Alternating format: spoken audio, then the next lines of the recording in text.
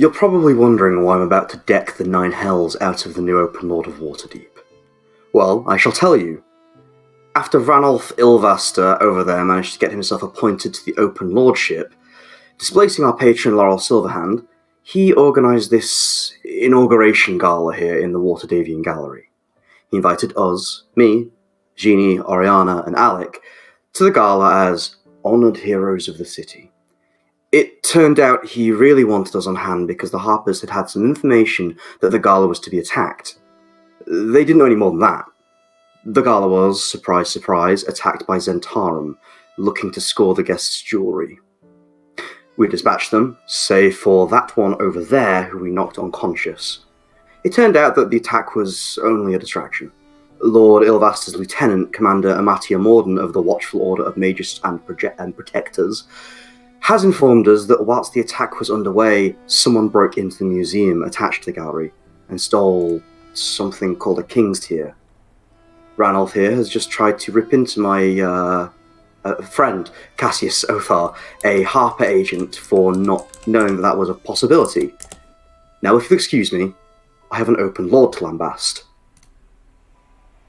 So Ranulf Ilvaster has just turned to Laurel and to Cassius and has started shouting at them, demanding, "Why the hell didn't you know that someone was going to break into the gallery?" And Cassius holds his hand up and says, "Hey, until yesterday we didn't even know that someone was going to attack, let alone break into the gallery and steal anything." And Laurel says, "My lord, the Harpers are doing everything they can to..." And Ranulf cuts across her and says, "Harpers, no." And he shakes his head and turns and looks at the rest of you and sort of invites you to contribute.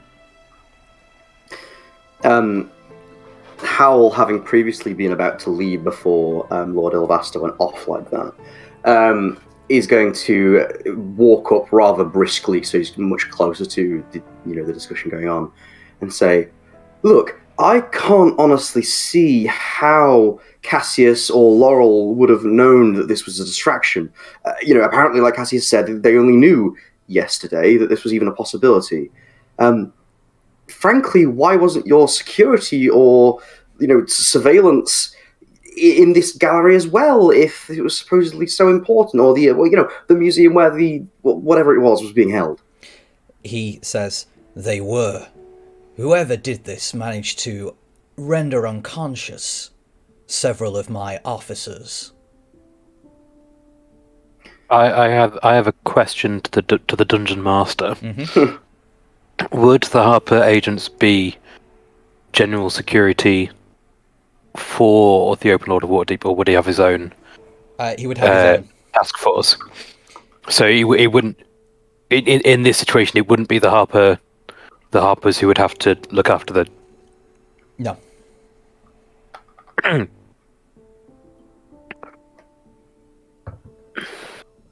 My question is, why didn't you exercise the 2 brain cells it would require to cancel a party of every important dignitary in Waterdeep that you knew was going to be attacked?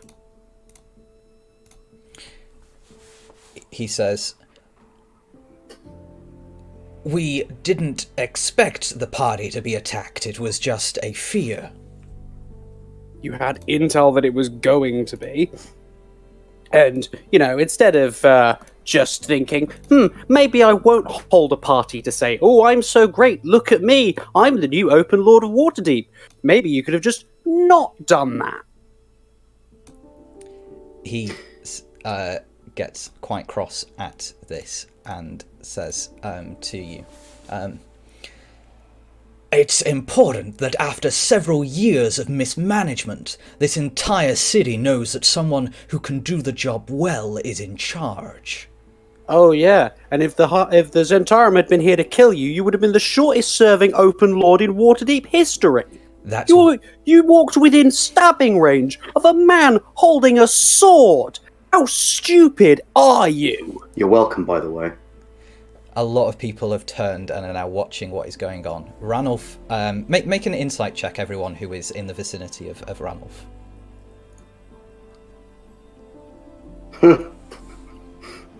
I got a 5. Okay. 23. Okay. Génie, Natural 20. for a total of... What are we rolling? Insight. Yep. 22. Okay, so and what was Oriana's? 18. 18. Okay, so it was just Howl that rolled very poorly. Howl's distracted. Howl's too angry at the moment. The three of Yeah. you who rolled anything, approaching the definition of the word well,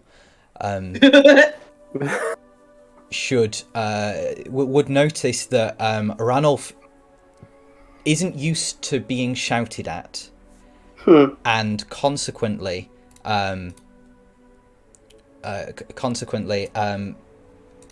it seems to be getting to him. Alex's continual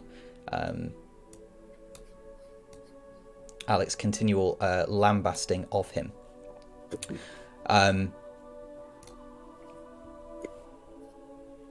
He goes a bit red, and Amartia steps forward and says, "If the Harpers had given us better intelligence, then we might have been able to apprehend these individuals before they attacked. As it is, we are all playing catch-up." Now, hang on a minute, no. So, Cassius said that they only found out about this yesterday. Surely at that point, like Alex said, you put the party on hold for even just another few days, because where is the time supposed to come from in that venue, that port of time, to find out more? I fail to see... I fail to see where this... We can travel in time. Yeah. I'll kind of like side-eye Génie a little bit. Yeah, it's not as if we could do that. Cassius says to Ilvaster, the Harpers only found out about this plot to attack your gala very shortly before you decided to become Open Lord. Very shortly after you decided to become Open Lord.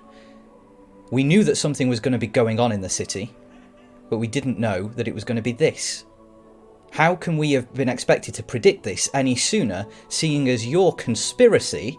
And when he says that, Ranulf cuts across him and says, "Young man, there was no conspiracy. The masked lords... The masked lords voted fairly and freely to remove Lady Silverhand from her role and to install me. I was as surprised as everyone, to begin with." And also, point. You said that it shouldn't be... Your guys couldn't have expected it. Yet you're having a go at the Harpers for not expecting it. Make it make sense, please, because how can you have the audacity to say to us and say to them that it's not fair? Well, to say that your guys couldn't have anticipated or expected the attack, but you are expecting the Harpers to expect it. Because that would require the Watchful Order of Mages and Protectors to do something useful with their time. I mean, like, say, helping us stop the time-travelling mass murderer that one time. Like, they didn't do that. No, they just let us deal with that. Howl gets a little visibly uneasy at the mention of that, but then we'll say, "Yeah, no, Alex, right. Frankly, it doesn't seem like anyone could have known within the time frame any more than they did. I fail to see how the Harpers are responsible, and I don't think this is the...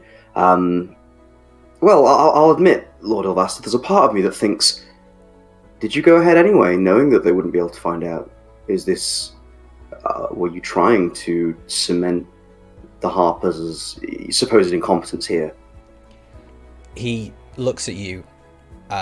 He begins to visibly calm a little bit, and he looks at you squarely in the eye and says, "The Harpers don't need my help to look incompetent." Well, you certainly looked like you needed some help earlier. In fact, if it weren't for my help, I think you might have been dead, or at least had some of your valuables taken.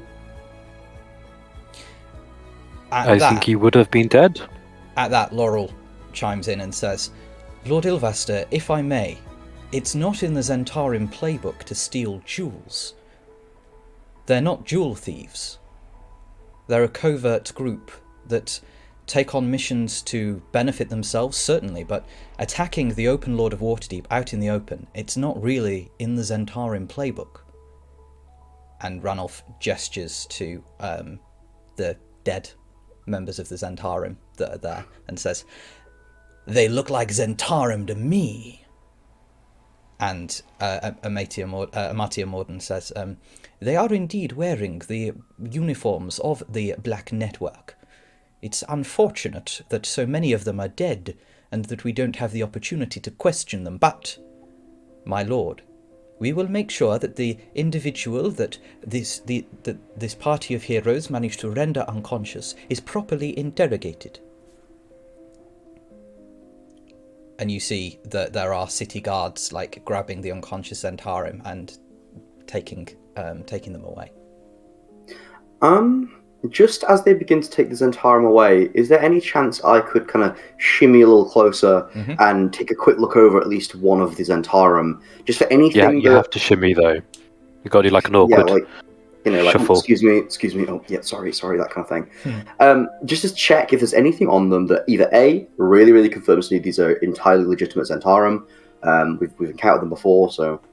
Or B, anything that makes me think they are absolutely not Zentarim, or that they are under any kind of weird magical effects or charms, basically. Okay. Make an intelligence investigation check, and you aren't going to be able to, like, properly root through them, but you can walk around, you can glance over the dead bodies, and have a look at what you can find. So intelligence investigation. How's a nat 1 sounding, Dan? Oh, for a total of? Total of 6. Okay, they're wearing armour that you've seen Zentarim wear before. Hal scratches his head and kind of shrugs, and then just kind of lets them be taken away. And he looks like a bad guy to me. Look like Zentarim. I'd like to ask Ralph. What's his name? Ranulf? Do you mind if we accompany the interrogation? I mean, we were the ones who dispatched them. It would be nice to get the end of the story, if it were.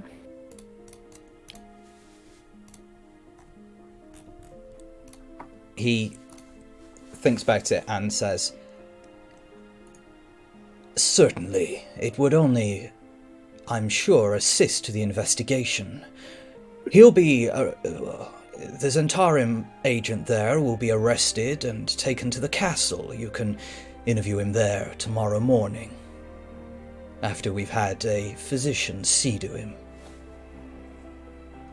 I can do physician things myself if you would need someone to attend to him sooner. It's better that all of this is done through proper channels and not with outside heroes like yourselves just yet.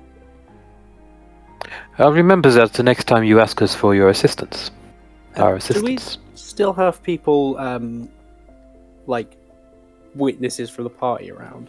There are still a few guests from the party that have been kind of filing about. Most of them have been kind of ushered out as your conversation has progressed. Okay, I'm just going to sort of say very loudly. And, you know, if he turns up dead in your custody, that would reflect incredibly poorly on you as a Master Lord. Which is why they won't. We'll hold you to it. Amatia pulls Ranulf off to one side, and Cassius uses this opportunity to turn to face you all such that his back is completely to Ranulf and Amatia and facing you. And he says in a slightly hushed voice, "The door to the museum portion of the gallery is that one there. want a distraction? Oh, well, if you would, that'd be lovely. Before we go, do we have any cards for our cafe thing? Like business Like cards? business cards? Yeah, you. Yeah. I feel like I would at least. Yeah. Yeah, Génie certainly. definitely would. Cool. Cassius, can you give one of these to a dude named Sebastian? He does local beer. I kind of want to sell it. Yeah, sure. Business All right. proposition, yeah. And he Smashing. pockets the card. Has one of us made a friend outside of the party? Outside of work. Yeah. I Oh well, they not genuinely really forgot. work because at this stage Genuinely it's just forgot who business Sebastian connection. was. Sebastian was the charming one, the debonair, sexy fella, you know? Yeah. Yeah. Parties are boring. Cassius turns and looks at Laurel, and she nods. And Cassius turns round and goes over towards Ranulf and says, "I need to have a conversation with you, your lordship, about the intelligence the Harpers received, and it would be best be done away from." And he turns and looks at Amatia and says, "Non-Harper officers." And you see that sparks a argument between Amatia, Cassius, and Ranulf. Well, I suppose that's our distraction. Let's go. Are we able to slip towards the museum door relatively unseen? Or could we try to? Yes, you can. You can do it more. You can make a stealth check if you would like to be more unseen than you would be. So if you would all like to make a dexterity stealth check, please. Don't I'm know why rolling. I'm definitely not proficient in it. Rolling really poor. Good job, I have reliable talent.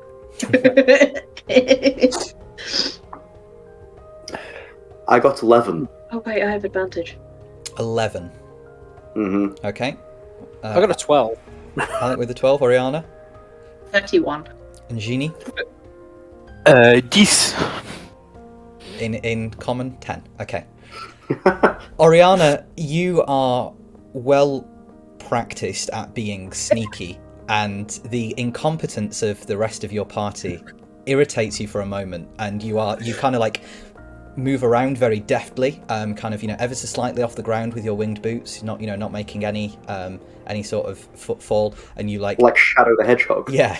And you stop Howl tripping into something, and evidently Alec's true sight is slightly off because he's about to walk into a pillar, and you like point him in the right direction, and eventually you all make your way out of the gala room and into the museum portion of the Waterdhavian Gallery.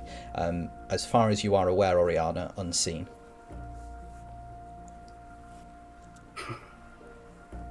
So who's looking for fallen Asamar with the big sword? Oh my god, what if we did? Are there any... what's the place looking like right now? I imagine, is there signs of a struggle, or what's the situation? So... Yeah, so is there anyone else around? You said that there were some guards that were dispatched. So you see, as you look through the doorway and you head down a long beyond this doorway there is a long corridor that's very dimly lit, and it's echoey kind of around you, marble floors and oak panelled walls, and it's all quite echoey, and you make your way along this corridor. You get to the other end, where there is glass on the floor, similar to the shattered skylight that was in the gallery, and you look up and see that there is another skylight that has been shattered. There is a set of double doors here that are ever so slightly ajar. There are two unconscious guards that have been propped up against a wall. They haven't regained consciousness yet. You're not sure if given where their weapons fell, you reckon that they've been moved. It's been half an hour or so since the attack, half an hour, 45 minutes or so since the attack. Plenty of time for someone to come and check that they're all right, but they've been kind of just pushed up against a wall. And they show no signs of waking up soon or anything like that, right? No, they seem to be well out of it. Do they look like they were like just conked on the head, or like rendered unconscious magically, or using some kind of poison? Make, please. Well, if you would like to look for magical maltreatment, then you would need to make an intelligence arcana check. Anything else, you can make a medicine check. I mean, I know about magic. I'll do magic. I'll do Someone else everything can figure out else. if they've been violently struck about the head. Oh, that's not a very good roll. Alec? So I rolled a 3. Still totals to an 18. Okay, with an 18, you can tell that these guards were not rendered unconscious by any magical means. Okay. Did anyone make a medicine check? Yeah, I got 13. 13. With a 13, you can easily see that there is a puncture wound in each of the guards' neck, and there is there is kind of just at the top of their of their uniform a dart. I'm gonna yoink that. When you said puncture on my neck, I for a moment was like, no, I can't do this anymore, Dan. No more vampires. Turns out the real criminal is vampire. There's a so you have this dart. If you would like to learn anything about this dart, you could make a survival check. I think would be best. Given Oriana's history... Can I assist with that? Oh, go on, Oriana. I was just going to say, given Oriana's history, could I argue advantage? Yeah, yes, and you could. Yeah, go for it. Nice. I've got a +7 to survival, apparently. What history do you 23. 23? 23. All right. With a 23, you can tell that this dart has it's a non-magical dart. It was likely used with a blowpipe of some description. It's one of those sorts of darts, and it is tipped with a some sort of drug that would induce being unconscious. It is completely harmless otherwise. It just makes you fall into a very, very deep sleep, such that you're unlikely to be disturbed for any great length of time. You would also know that this is classic Zentarim kit. This is what they've used whenever they need to break into somewhere and, kind of with slightly fewer deaths than the Zentarim usually leave behind them. They use this sort of thing. Oh. Alec, remind me how scrying works. Ooh. That's an excellent question. I'll tell you when I find it on my spellbook. Whilst Alec flicks through his spellbook, what are the rest of you doing? So I would like to see if, given that it's a museum, if on the walls are there arrows or anything pointing to particular sections, different areas of the There's museum. striped lines along the floor. Yeah, follow the yellow road to Oz. Essentially, what I'm thinking is, can we find out what area this King's Tier thing would have been put in? Because I assume we can't immediately see that, given that you said that these two guards have been moved, we think. Yes. So you push open the door and you are in sort of the main body of the museum. The main body of the museum covers 3 floors. You would know this just by being a Waterdeep resident. Yeah. There are 3 floors and the building is rather large. On the ground floor is paintings and sculptures. 1 floor up are artifacts and archaeological discoveries of various descriptions, and on the top floor are weapons, armor, that sort of thing.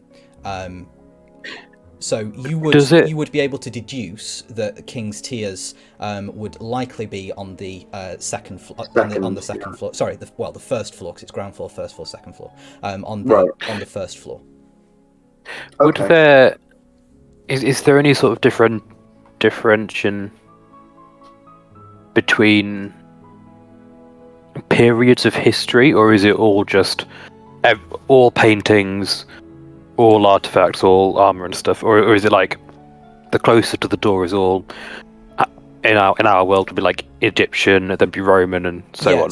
So these are sort of like long rooms that stretch, about 100 feet, sort of in one direction and rather wide. And there are exhibits along the four walls, and then rows of exhibits kind of in the middle as well. So you've got kind of so it makes kind of an oval loop, and as you move clockwise, you go further into the past. Mm-hmm. Okay, and that's the same for for the art. It's slightly more portraits, landscapes. But for the weapons and armor and for the artifacts, it's chronological. Given that information, would it be possible to, before we go and check out this King's Tears thing, to go and see if there is a section where it looks like the painting of the what was it? All with the big sword. Yeah, can we see if that should be here? Just out of curiosity. Yeah, make a you're looking out for it directly, so you can make a perception check with advantage. Lovely. Let me just make that. I don't know if we asked this last session when we heard the name, but have we heard of the King's Tears before? Yes, Oriana had, because they are believed to be of elven origin. Oriana did a history check for this, I seem to remember, and told you, and they are priceless. There are very few of them left in the world. Got a 15 on the perception check to find the silly painting. There are no empty frames marked Fallen Azamar with a big sword by Van Trott. So you are reasonably confident that Jarlaxle did not give you a painting that had been stolen from this museum. From this museum, yeah. Okay.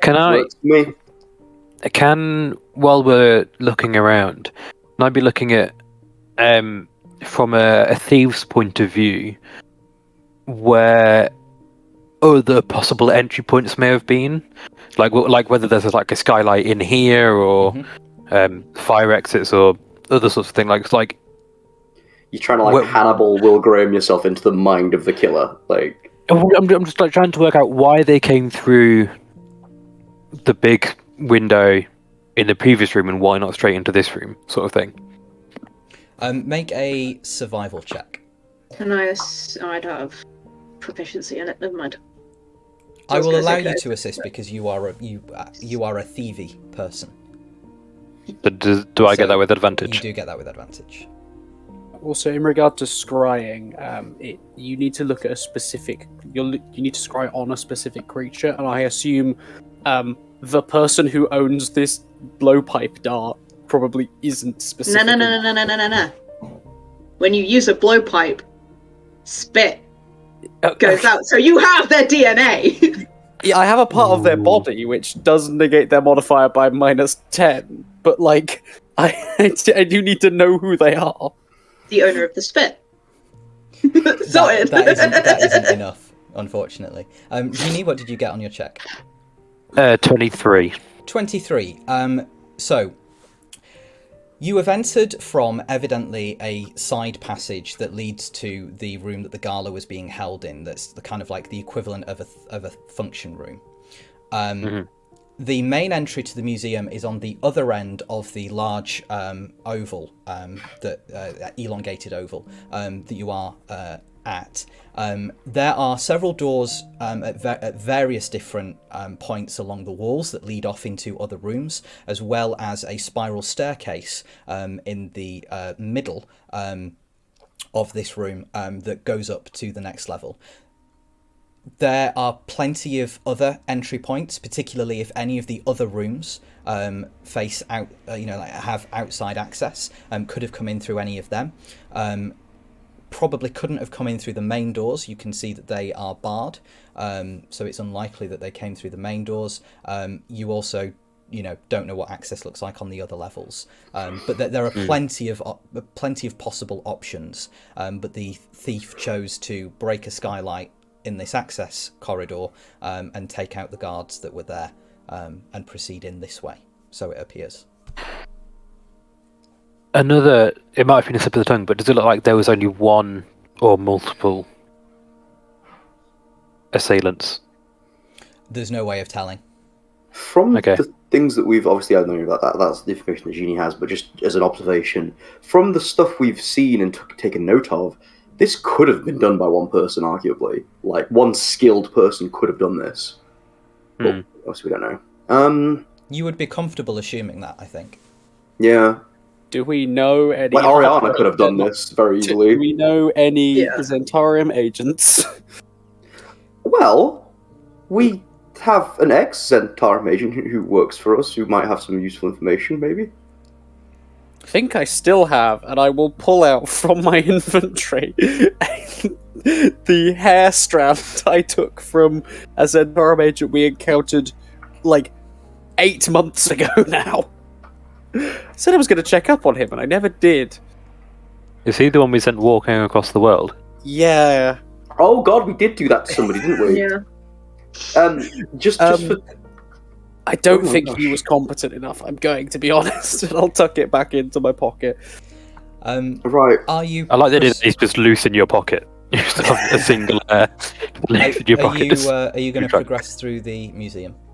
I think, yeah, let's go check it Yeah, out. I would like to. Okay.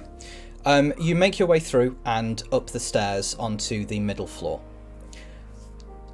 You can cast your eyes around, and immediately you would notice the following. There is no broken glass anywhere.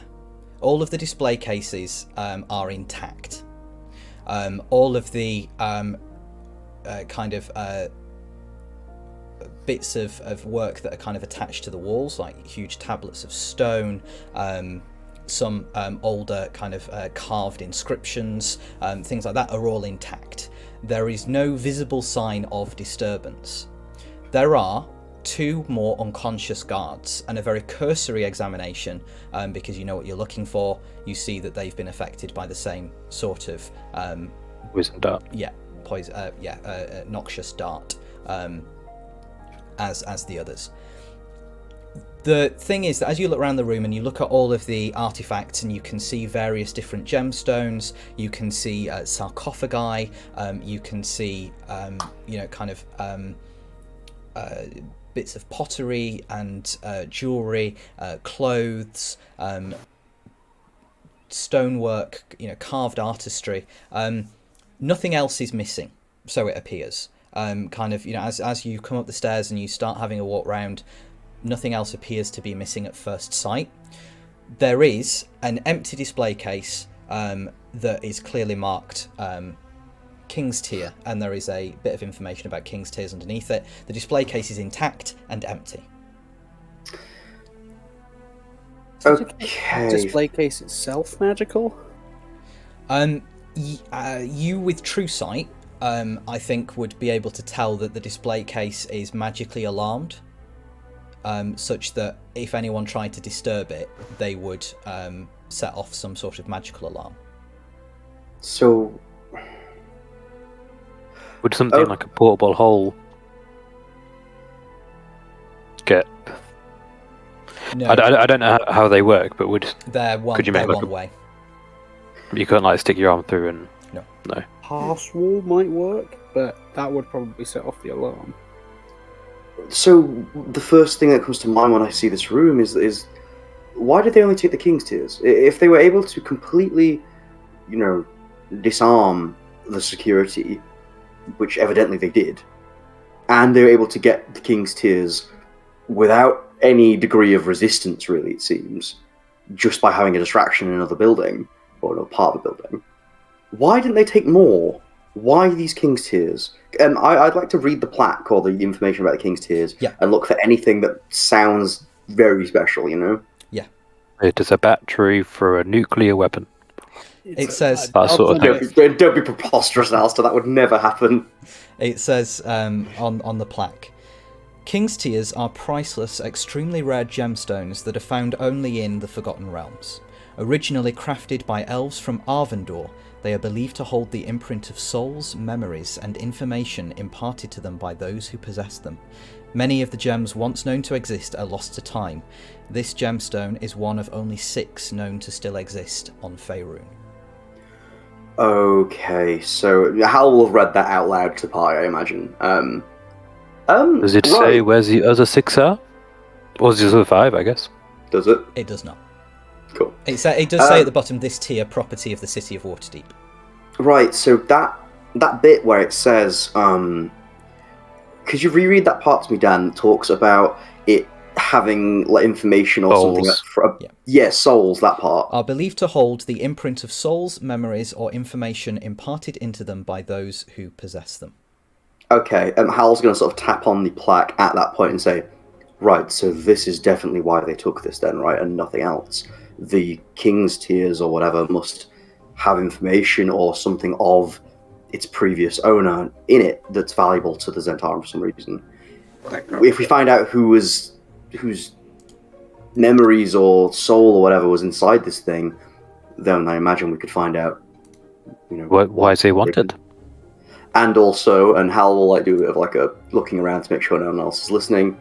I assume there's no one else obviously listening, Dan. There is no one else that appears in this room. No one knows you came in here. The guards have been, checked that they're still alive and left. Cool. Bit rude. Hal will say, even then, still in sort of a hushed tone, and I think that's probably a good thing to ask Uncle Thomas about this. I'd still... This is definitely something he would do, but I don't know. There's something about this that stinks more than usual. Yeah. But it's worth Speaking asking. as a thievy boy, it's odd that even if this was the only thing that they wanted, why not take something else too? This seems more like a flex of their ability. Yeah. Hey, look, I could have anything that I want. I can't help but Can't do wonder. anything about it. I can't help but wonder: is this Zentarum? Maybe it looks like it, but were they operating under Thomas's orders? I can't say for sure. This seems awfully specific to be just a big score, you know? Yeah. I mean, it might be that they are not stealing it for money or something, but they're, like you say, they are stealing it for its purpose to gain information from his soul. So That's what I'm thinking. it might be, sort of like the Mislars. They might not need it for any other reason. Yeah. I think we should get out of here and talk to your uncle and see what he knows. I agree, and I think we also need to find out whose memories or soul or anything was attached to this King's Tears thing. Is there any other evidence of how this person got past this alarm? Make an intelligence arcana check. Can I assist Alec in that? I'm may. proficient. Cool. Aha. While they're doing, can I be looking at 30. an exit Yep. for the thief? Yep, you can have a wander around and have a look for a possible exit. I'll also have a gander. Cool. 30 intelligence arcana. Okay, you can tell with that the spell on here, on this display case that is the magical alarm, is consistent. Like, it's not new, it's not newly cast or anything like that. It's it's sort of a long-term spell that's been put on it. There is no kind of immediate sense as to how that spell could have been evaded by any method that you two are familiar with. The only thing you can think of is specific magic item that does something similar to what Génie suggested, and it short range kind of portal, something like that could be a possibility. If they were able to stop time in such a way as they were able to remove the contents of the display case before the alarm could be triggered, and then it takes a universal tick to trigger the spell. So if they were able to do it faster than than the tick speed, then they would be able to have accomplished this without triggering the spell. So 3 options there: short range portals. So you're saying You're saying if they could pause time. Yeah. So the three options: short-range portals, pausing time, or moving so fast that the spell is rendered useless. I'm just gonna write the Flash here. Yeah. Hal's going to think for a moment and suggest one other option I can think of. With magic like this, usually it's set up so that there are certain people that would be able to enter or re-enter that space, right? Like the basic alarm spell, for example. I believe you can designate people who Yes. this is an effect. Surely, to get this thing in there would have to be somebody in Waterdeep or someone, be it alive or dead, I don't know, who would be able to, well, open and close this thing without setting off the alarm. That person we should speak to, if they are around. You would assume that would be the curator of the exhibits. We need to find the creator of the exhibits as well, then. At least just to speak to. It's not a high probability, but still. As someone who lives in Waterdeep, do I know the name of the curator of the Waterdeep Gallery? Make for me, please, an intelligence history check. Because Alex spent a lot of time at the gallery. You like to learn about those magic items. Alex, looking at the orb, like, I fucking love oil 24. paintings. 24. You do not know who the curator of the of this part of the gallery is. You do, however, remember seeing their name written on a sign downstairs. But if I remember seeing their name, Employee of the month. You've never met them before, but you do. But you do now know their name. is. Yes, Professor Finkel is responsible for the artifacts on this level. And Professor Finkel.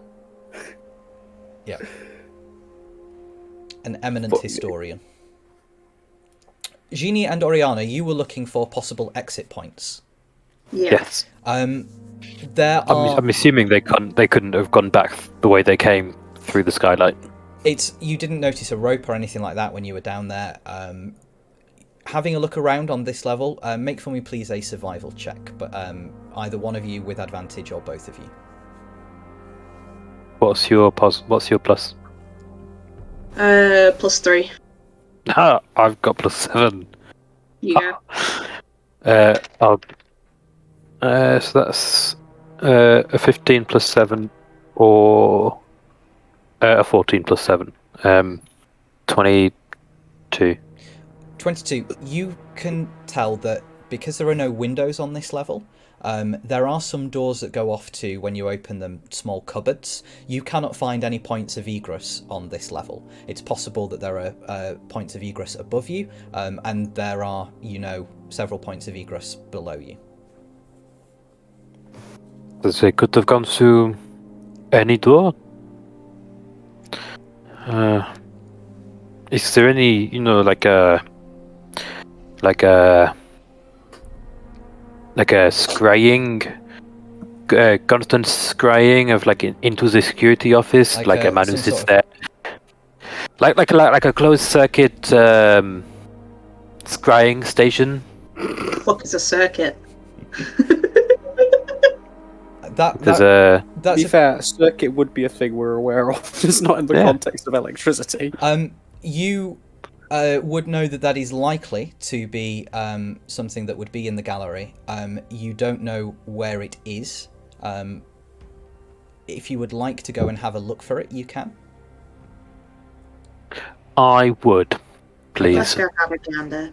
So you two can set back off. We'll skip off down the corridor together. So you head back downstairs into the oval with all the paintings, and you can try some of the doors. You find that some of the doors lead into cupboards. Some of the doors lead into kind of like lounge spaces. One of the doors leads into a nice restaurant. You find one door that is marked employees only, that is locked.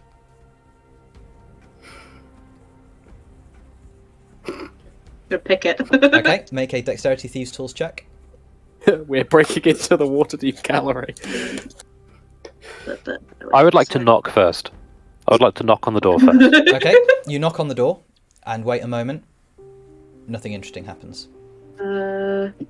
I have gloves of thievery. Mm-hmm. They give me a +5 bonus to Dex sleight of hand checks. Okay.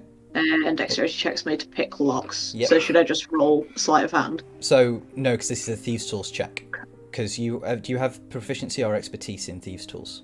I know I have proficiency. I don't know how you'd Okay. be able to tell if I have experience. The word expertise. Expertise. That's the word. You Got probably there at the end. You probably have proficiency. So this is a dexterity check. Add your proficiency bonus, then add that +5.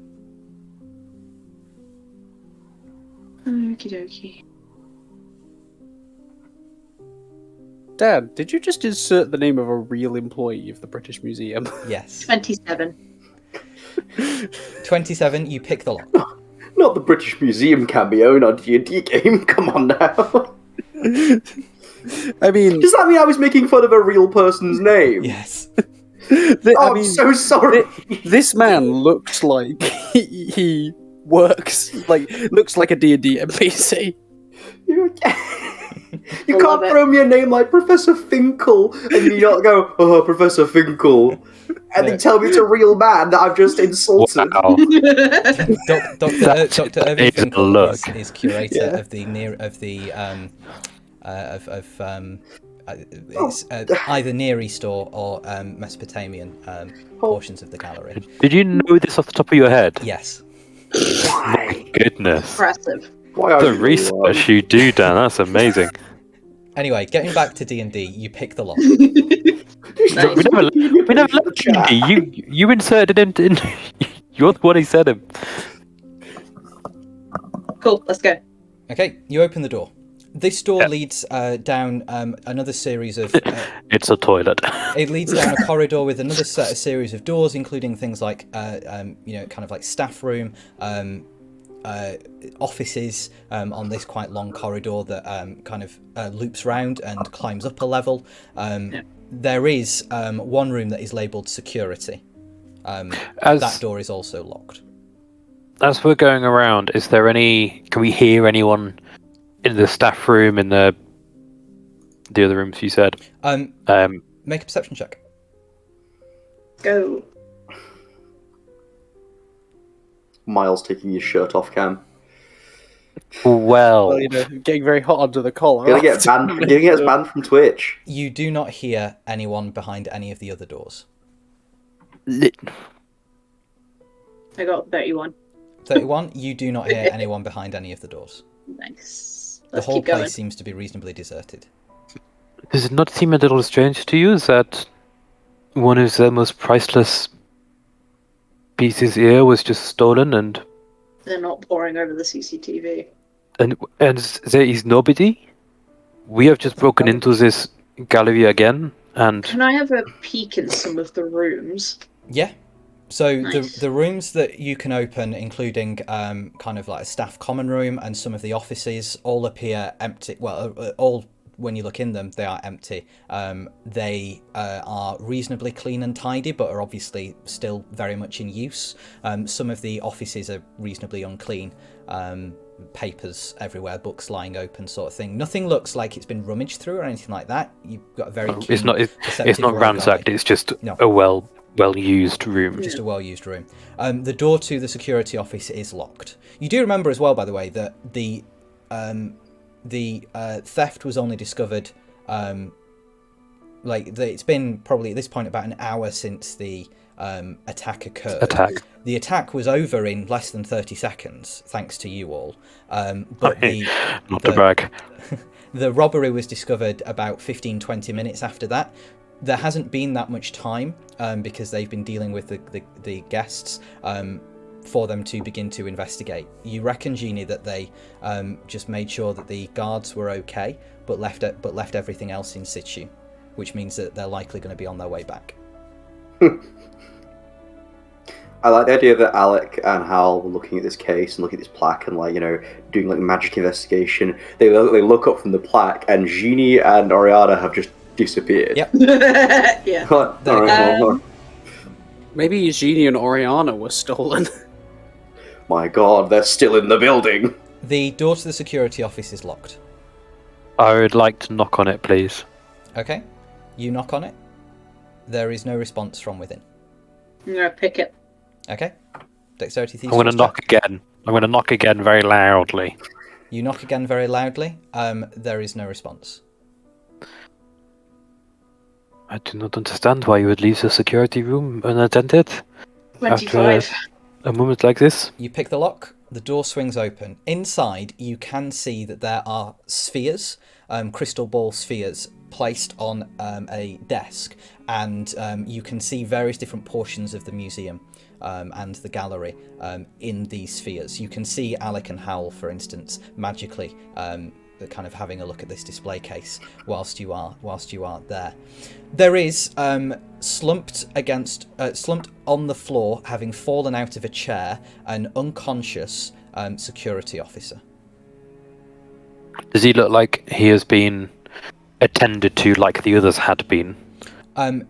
No. Or has he not been discovered? There is no puncture mark on this one. I would like to do a check he's still alive check. You can tell that this person is still alive. You don't Okay. have to do a check for that. I'll do a Healy Boo to bring him back so we can talk to him. I'll I'll just do a cure wounds. Okay. I imagine that'll expend a first level cure wounds. Yeah. This person is unconscious, is not without hit points, so you cast cure wounds, but it doesn't rouse them from their sleep. Do you want to have a quick look around the room? Yes. Is there any? So I want to be looking for any evidence of somebody tampering with any of the spheres. Like, I don't know if they record. Cause Okay, so you can make an intelligence arcana check then on the spheres. Oriana, you can make a perception check for the room. Nice. 7 Oh, wrong one. on that arcana check. You aren't able to discern anything about the spheres. 28. 28. Looking around the room, you can see that this is evidently a room that is staffed all day. There are some lockers and clothes hooks with coats and jackets on. This security guard was seated kind of in a position where he'd have been able to look at all of the spheres, but has fallen off of the chair. You can see that where he has fallen off, he has also pulled off the table a plate of food. There is a bag with the name of a cafe, not Génie's lamp, but a cafe that you know to be very close to this place, sort of on it, and it looks like this person was eating and fell. Are you going to tell us the name of that cafe? The name of the cafe is the Come on, Dan, name the cafe. I'm going to name a genuine cafe that Cafe Rene. No, I'm going to name a genuine cafe that will cause you to laugh, but it is a real one. Le French Burger. You tell me there are other French people in this game. I just thought Génie was just like that. I didn't think it was Delightful. We've encountered him hundreds of times. That is the name of the restaurant where this food is from. Le French Burger. What does French mean in this setting, Dan? You've made so many questions. Oh. Well, fortunately, Howl isn't there to ask any of these. Does it look like he's been poisoned, therefore? You can in the way that he's slumped. You can reasonably assume that he's been drugged, not poisoned, but drugged. For the act of doing a lesser restoration, which does blinded, deafened, paralysed, or poisoned, would that? No. Nice slapping. Yeah. Are you intending to do damage? Just Can I trying to wake create him water? Mm. I'm not going to do that. Oriana, you are able to rouse this security officer. Nice. Hello, sorry for the slap. Are you okay? He's incredibly groggy and says, yeah, my head's killing me. Are you okay? You have been out for potentially quite a while. How did you get in here? He begins to Do try not to worry. do not worry. We are upper agents. Oh, good. What can I ask? happened? Can I ask what is the last thing you remember? I was, my head. I was sitting down to eat, and just had this wave of tiredness, and then you're here. What happened? And he's like, he's feeling round his head, and he's like pulling his hands away, looking for blood, sort of thing. Are you physically hurt, or is it more of like a? Had you started eating yet, or? I think I'd started eating. Does it look like any of the food is? Yes, the burger has a bite taken out of it. Okay. I have reason to believe you have been poisoned. Poisoned? Well, I'm poisoned, drugged, along those lines. I'm not good at my English or common, you say. Now, this is going to shock you. But there has been a break-in into the gallery today. What? No, there hasn't been. I'm afraid there has. If you look in this orb, you can see my two colleagues. Can you see what they're looking at? He looks at it and says, "I'm still seeing double."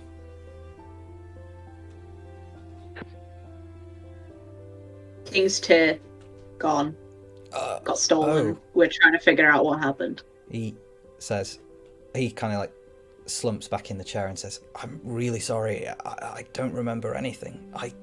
The party is going on, and my food delivery arrives, and I start eating, and this." It's okay. Don't worry. Who? You get plenty of rest. Is there any chance that we could get a copy of the CCTV? He says, "The orbs, there's no memory bank or anything like that." Can you only see what is happening instantly? You cannot rewind time per se, and I can't. The Watchful Order would be able to. It's their system. Of course it is. would they have to come here to do that, or is it an off-site They have to ability? They have to look at the orb. Okie dokie. Never. Thank you. Though. Interesting. One final question for you: do you know the person who delivered your food? It's one of the employees of the French Burger. I don't know their name, but they've delivered it before. And there was nothing strange about the time you ate before? No, I've ordered from them since I've been working here, and I've been here years. So you have a predictable working pattern. That is interesting. Interesting. You may wait here. I'm going to find someone to come and look after you. What is your name? Sorry. Eric.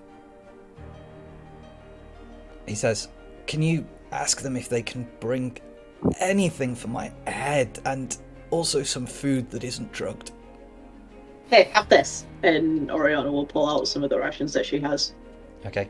He will start Just to a- very gingerly nibble on whatever it is that you've given him.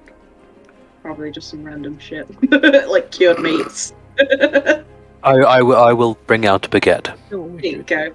He will Bread and start cured eating meats. the baguette. Perfect. Yeah. Is it? I have some garlic butter. If you would, says, you would like "Is it- to is- go with the baguette. He says, "Is it gluten-free?" Just give me a moment, and I will shuffle around in the bag and pull out a gluten-free one. A gluten-free baguette from the bag of infinite baguettes. Okay, and he starts eating it. I cater for all baguette eaters. Okay, You can never go wrong with a baguette, especially when it is garlic. he's eating. Cool. Back To it. upstairs. What are you two doing now that you've analysed the magic on the case? The resident expert in time travel, do I get the sense that there was any kind of time magic used in this area recently. So you have the very helpful devices that you built recently. The If I sort of pull like, up my smartwatch. yes, the essentially the Alex wrist anchors, or whatever you might choose to term them, but they are very useful. They can be programmed with all sorts of magical spells and things. So it can be programmed with a magic mouth that tells you the time. You can program it to wake you up at a specific time of the day. You know that Howell's recently used it for meditation purposes, and has had I've also got Flappy Bird on there. Yep. So these are very powerful, and one thing that yours does, Alec, is it allows you to detect the presence of tachyon particles, which are disturbances in the weave that point to time travel of some description. So you wave your hand over the watch and begin to cast the spell. Computer, analyze. You wave your hand over the thing on your wrist, begin to cast the spell. I will need you to mark off a 3rd level spell slot, please. Yes, I will do that. And do I need to make any kind of skill check? You don't need to make a skill check. This is a spell, and the spell returns. It's similar to an identify spell. You sort of just know the answer. That there are no tachyonic particles anywhere, so you can rule out you can rule out time travel. You can't rule out spells like time stop that just slow things down. Yeah. But you also don't think that would necessarily have affected the trigger in the way that is intended, which leaves you with moving very quickly or a magic item. Or the curator. Or someone who had access to it. Irving Finkel. I'm telling you, I don't trust this Finkel bloke. I don't trust the British Museum. It's true. The British Museum are notorious for their stealing.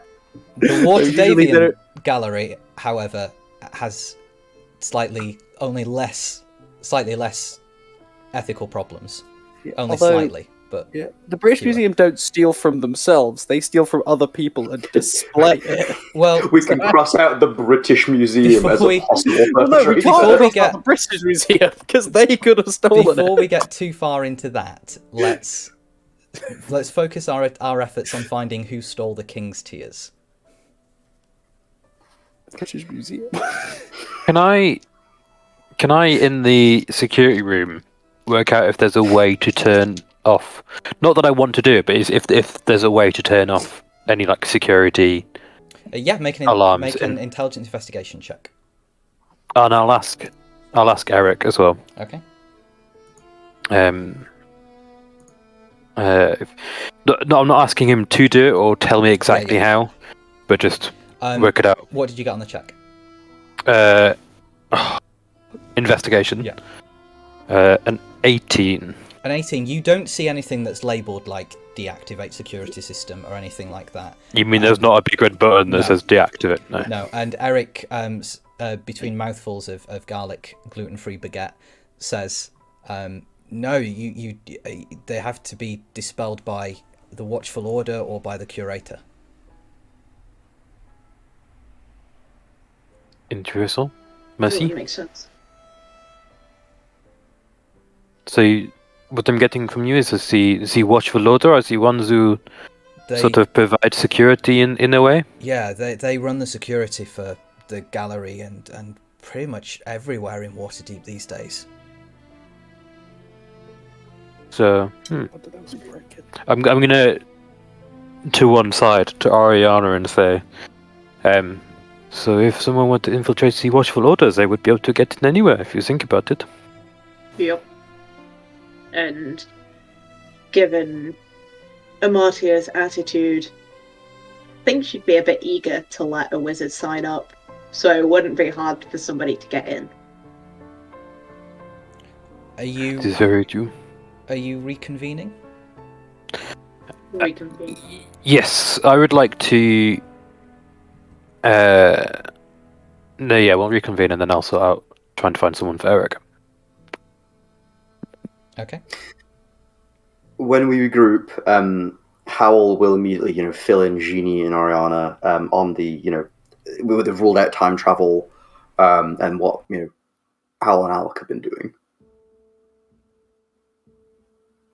That is interesting. Are we we also found out that we met the security guard in the security office, the one who was supposed to be watching the ops. He was drugged by the food he was eating, we think. A place called Lee French Burger could have drugged him or the delivery person or so on. We also asked about the magical force field. He said that only 2 people have access to deactivate it. That's the curator and the watchful order. Ah, He said that the watchful order are the security presence of the museum and several other places around the city. So I think Ranulf, being a dick towards the uppers, he is pointing fingers at the wrong person. absolutely. This is sort of following the wrong lead there, but I have a very scientific method for how we can test if the security guard's food is poisoned. Eat it yourself? Yeah, I'm immune to poison. That's what I was going for. But you'd know, right, if it was. Drug, not poison. Would it not make sense for me to eat it, being the lightest Do I know person? if And there's- Do I know if there's a meaningful distinction between poison that renders, or a drug that renders you unconscious, and poison to which I am immune? Yes. Well, so in terms of mechanics, they are poisons, but poison is something that has the potential to kill you. It's not toxic in that sense. From what Génie is describing, you reckon that it was laced with some sort of, quite powerful drug that would LSD. Well, given there were no hallucinations, Let's sleep in drug. yeah, it would be some very powerful, potent, non-magical herb or solution or something that would induce heavy sleep.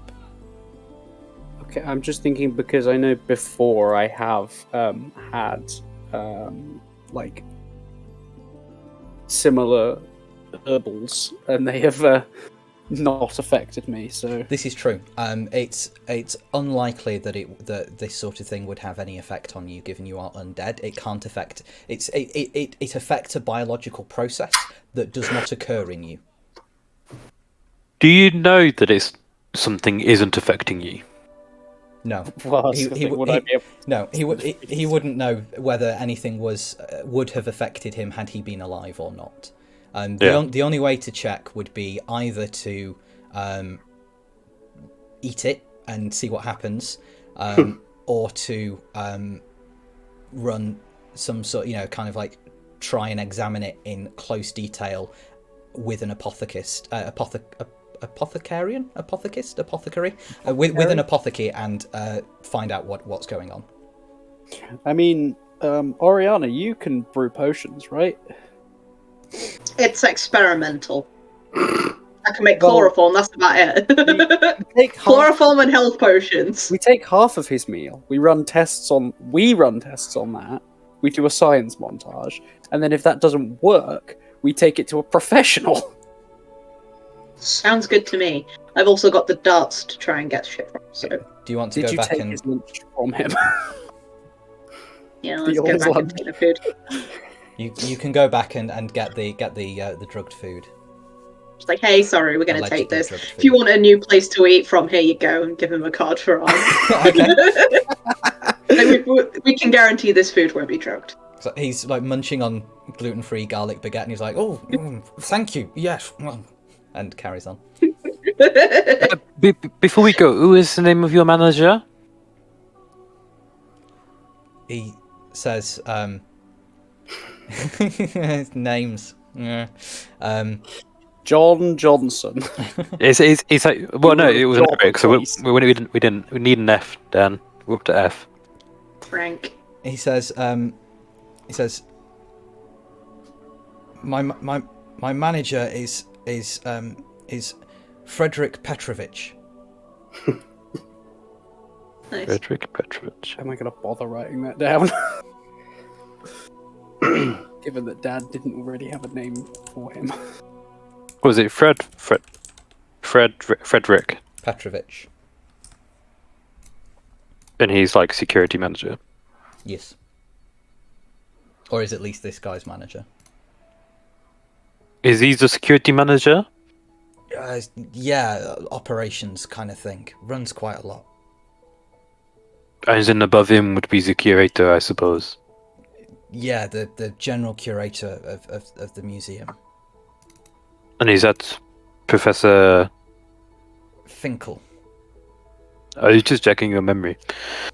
I will go see that somebody attends to you soon. Thank It was you. a pleasure to meet you, Eric. Au revoir. Okay. So, what are you doing? Where are you going? Well, we have a few leads.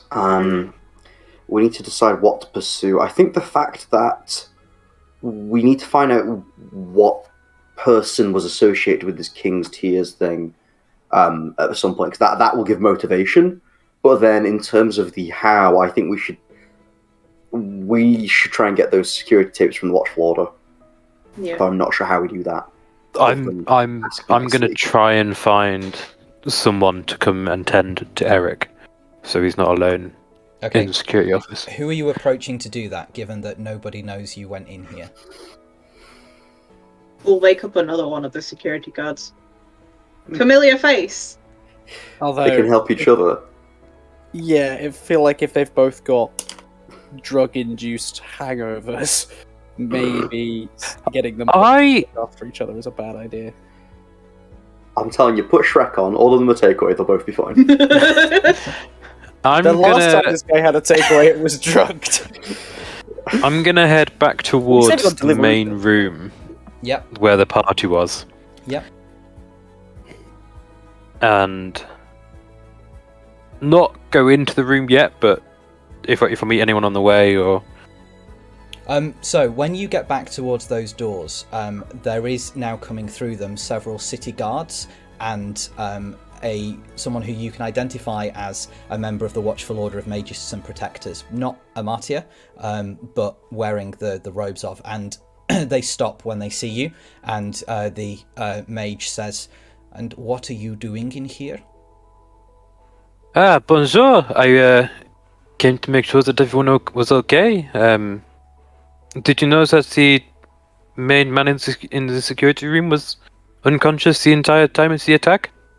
No, we haven't been able to investigate yet. We were making sure that people in the party were safe. I mean, I do not run a security business myself, but securing a crime scene is one of the first things you do. I mean, if I were you, I would have arrived there, seen that there was damage, and left securing these people to the heroes, you might say. I will let you go about your business, but I will let you know that Eric is still a bit groggy. We have not roused the others. Is your manager around? Commander Morden is just on the other side of the doors. I believe you're known to her. Nah, she rings a bell, I think. I will go and talk to myself, so. What was your name, sorry?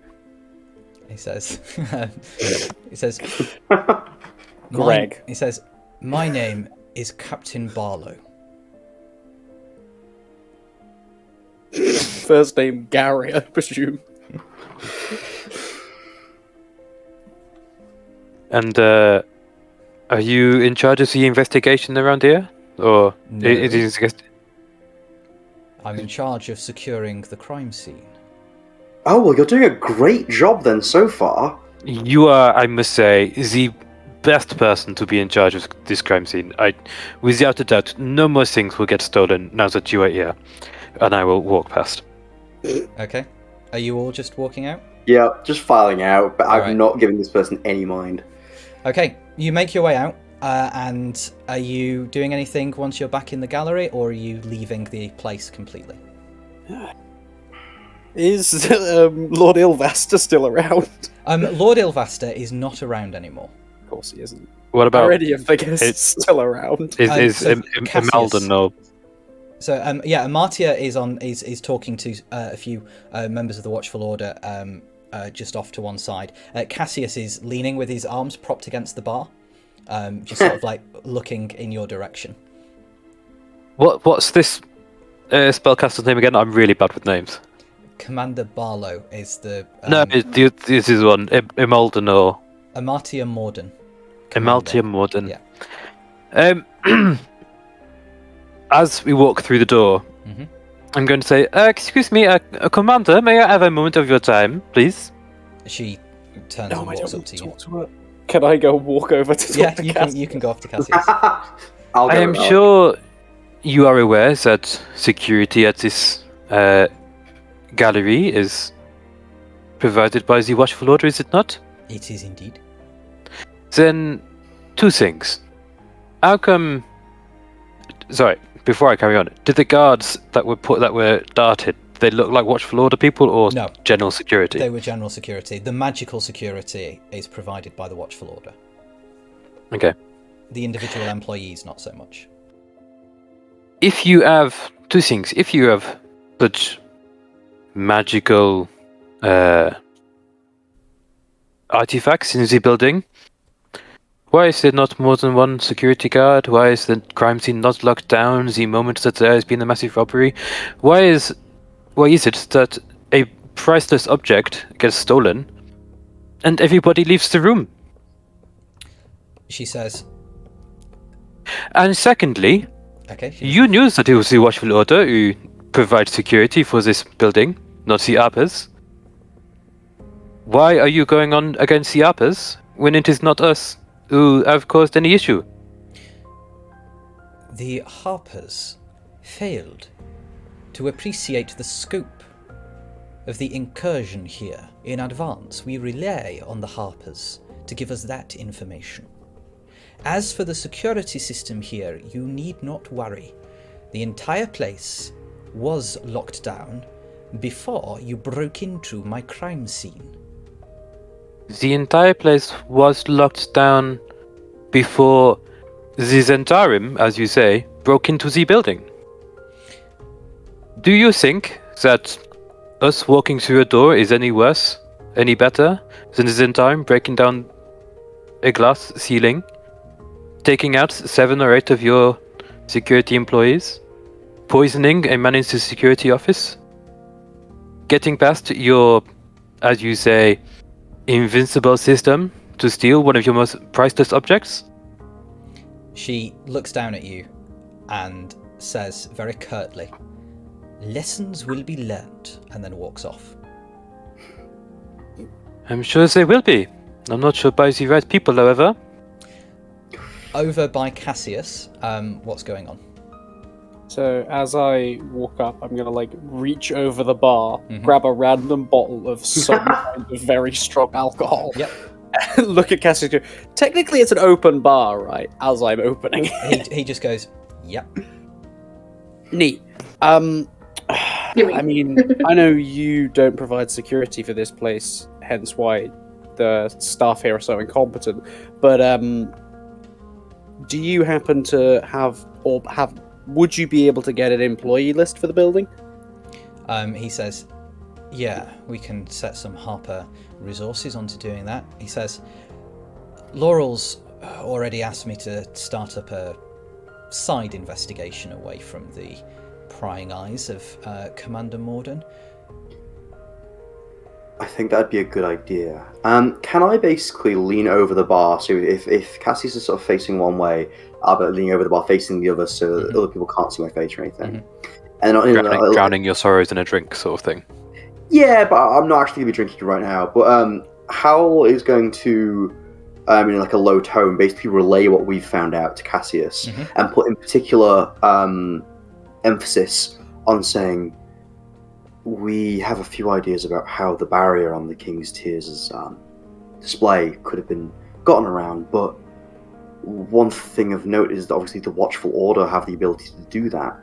There's a part of me that wonders, did they orchestrate this so that they could besmirch the Harpers and Laurel even more?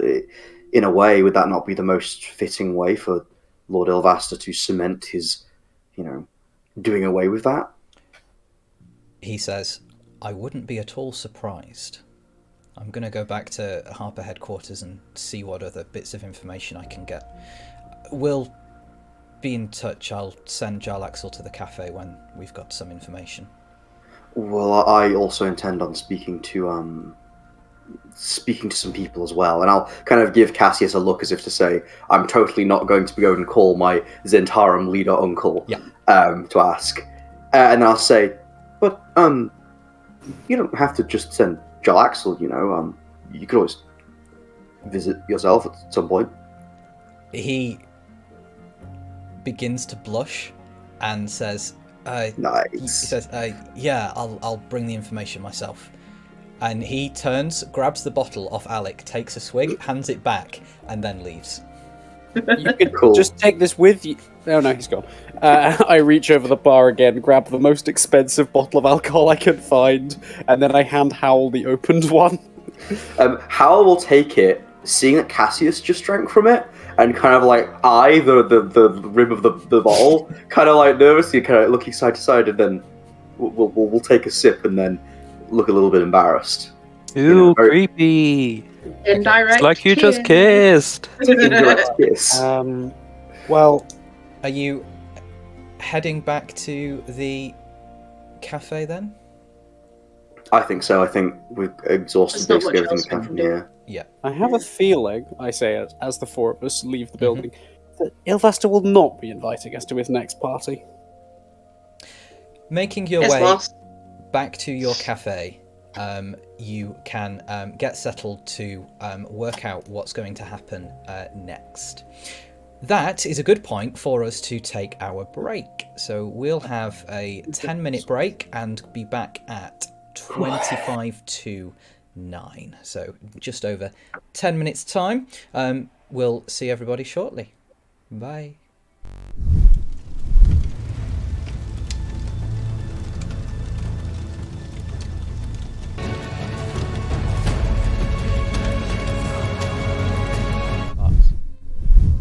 And we're back. Whether or not that caught Alistair's comment, I don't think it did, fortunately. So we are back. You have returned to your cafe, Génie's Lamp, where after you have conducted a slight investigation of the crime scene of the theft of a King's Tier jewel, you discovered that the magical defense system in the gallery was still intact, that you're not quite sure what could have gotten past it. You have some ideas. You also discovered that a security officer had been had his food drugged, and other guards that were positioned in the gallery had been rendered unconscious by a drugged dart that they took as a wound to the neck. All of that classic Zentarum play. That being said, Laurel Silverhand had suspicions that an attack on a gala was not quite in the Zentarum playbook, not to steal their jewellery, as the Zentarum that attacked had purported. Only one Zentarum is still alive and is currently in the custody of the Watchful Order of Mages and Protectors at Castle Waterdeep. You return to your cafe. When you get there, you walk in. It is late at night. The rest of the customers have gone. The place has been locked up. Your staff, family and friends who live at the cafe with you are likely asleep. But when you open the door, Thomas Blackwood is standing in the middle of the tap room. Ah, just the man we were hoping to speak to. So what do we owe the pleasure? He says, I'm given to understand that you're likely involved in the incident at the Open Lord's inauguration. You might You know, say that. I think we could say the same thing about you. He says, Zentarum had nothing to do with this. See, this is what I was wondering. I couldn't help but feel like it was a little odd, and didn't feel quite as, well, it didn't have your usual stench, Uncle. He takes that as a compliment and says, no, it's certainly not something the Zentarim would routinely do. It's actually incredibly... It makes you very angry when someone chooses to implicate our network like this. Well, frankly, I couldn't quite see you sending any of your agents, be you close to them or not, into a situation where you know that we would be there and you know they would likely be killed. Indeed. It would have been a waste of good agents. Nevertheless, the Zentarim will apprehend who did this. I just wanted to see that you were, all right. Oh. Do you have any theory of who it is already? Yes, reasonably confident that we know who was responsible. Well, please do tell. We have our own ideas, but... There was a Zentarim operative who recently abandoned her oath and decided to go rogue. And I believe that she is responsible for this theft and indeed the other King's Tears thefts. The others have been taken as well? Yes. Didn't you know? Do you know? No. To be honest, we did not know that the King Tears were here until today, and one went missing. Oh. I thought your boyfriend would have told you, he says to Hannah. I do. No, who? I have no idea what you mean, Uncle. Looks like the Harpers are getting sloppy with their intelligence gathering.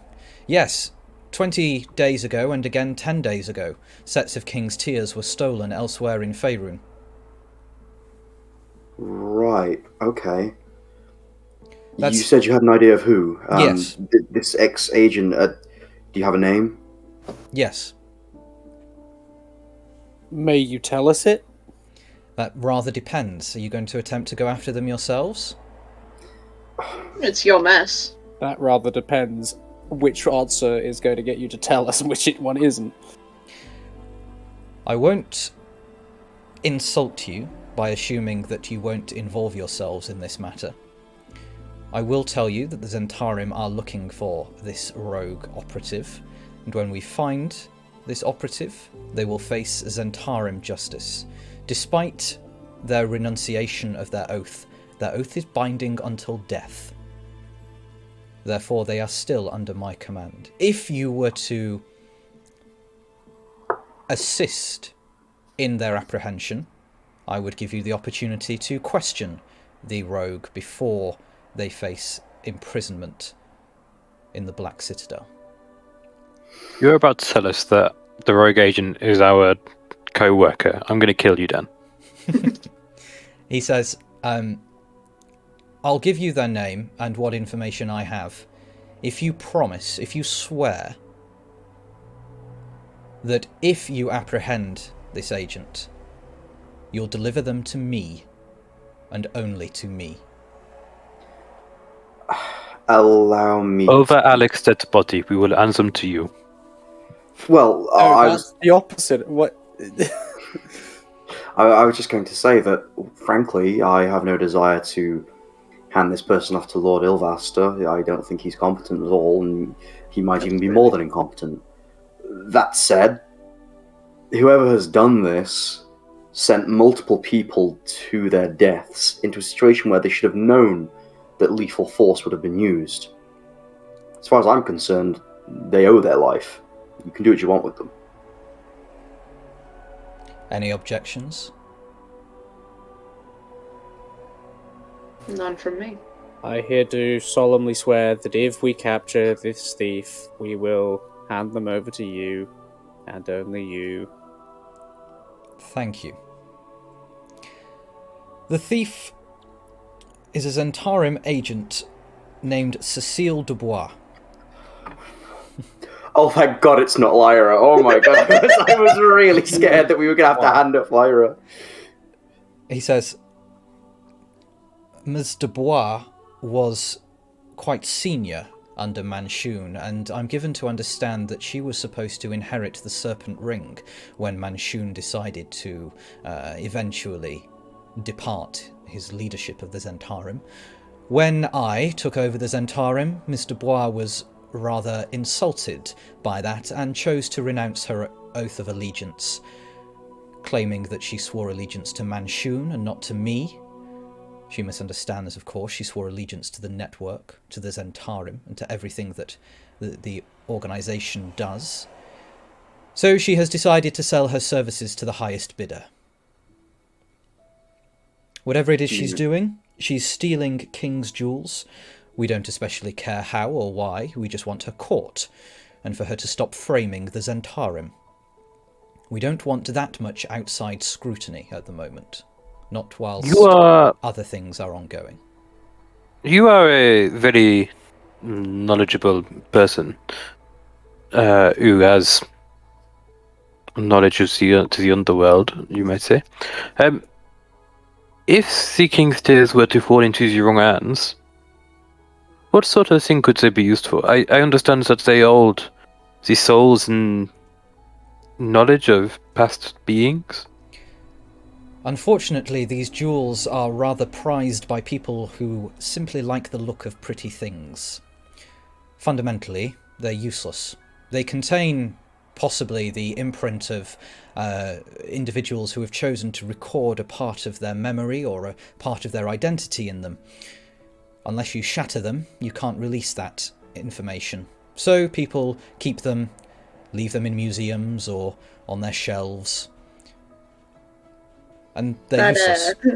But That there skill might be seems some. awfully familiar. There might be some who want to shatter them. Well, if you shatter them, you break them forever, you release whatever information is contained within them. You have that information, you can do with it what you will. As Uncle Thomas is saying that, can Howell just slowly turn his head to look at Oriana without saying anything and just kind of noting the similarity in skill set there? Does Oriana react visibly at all, or...?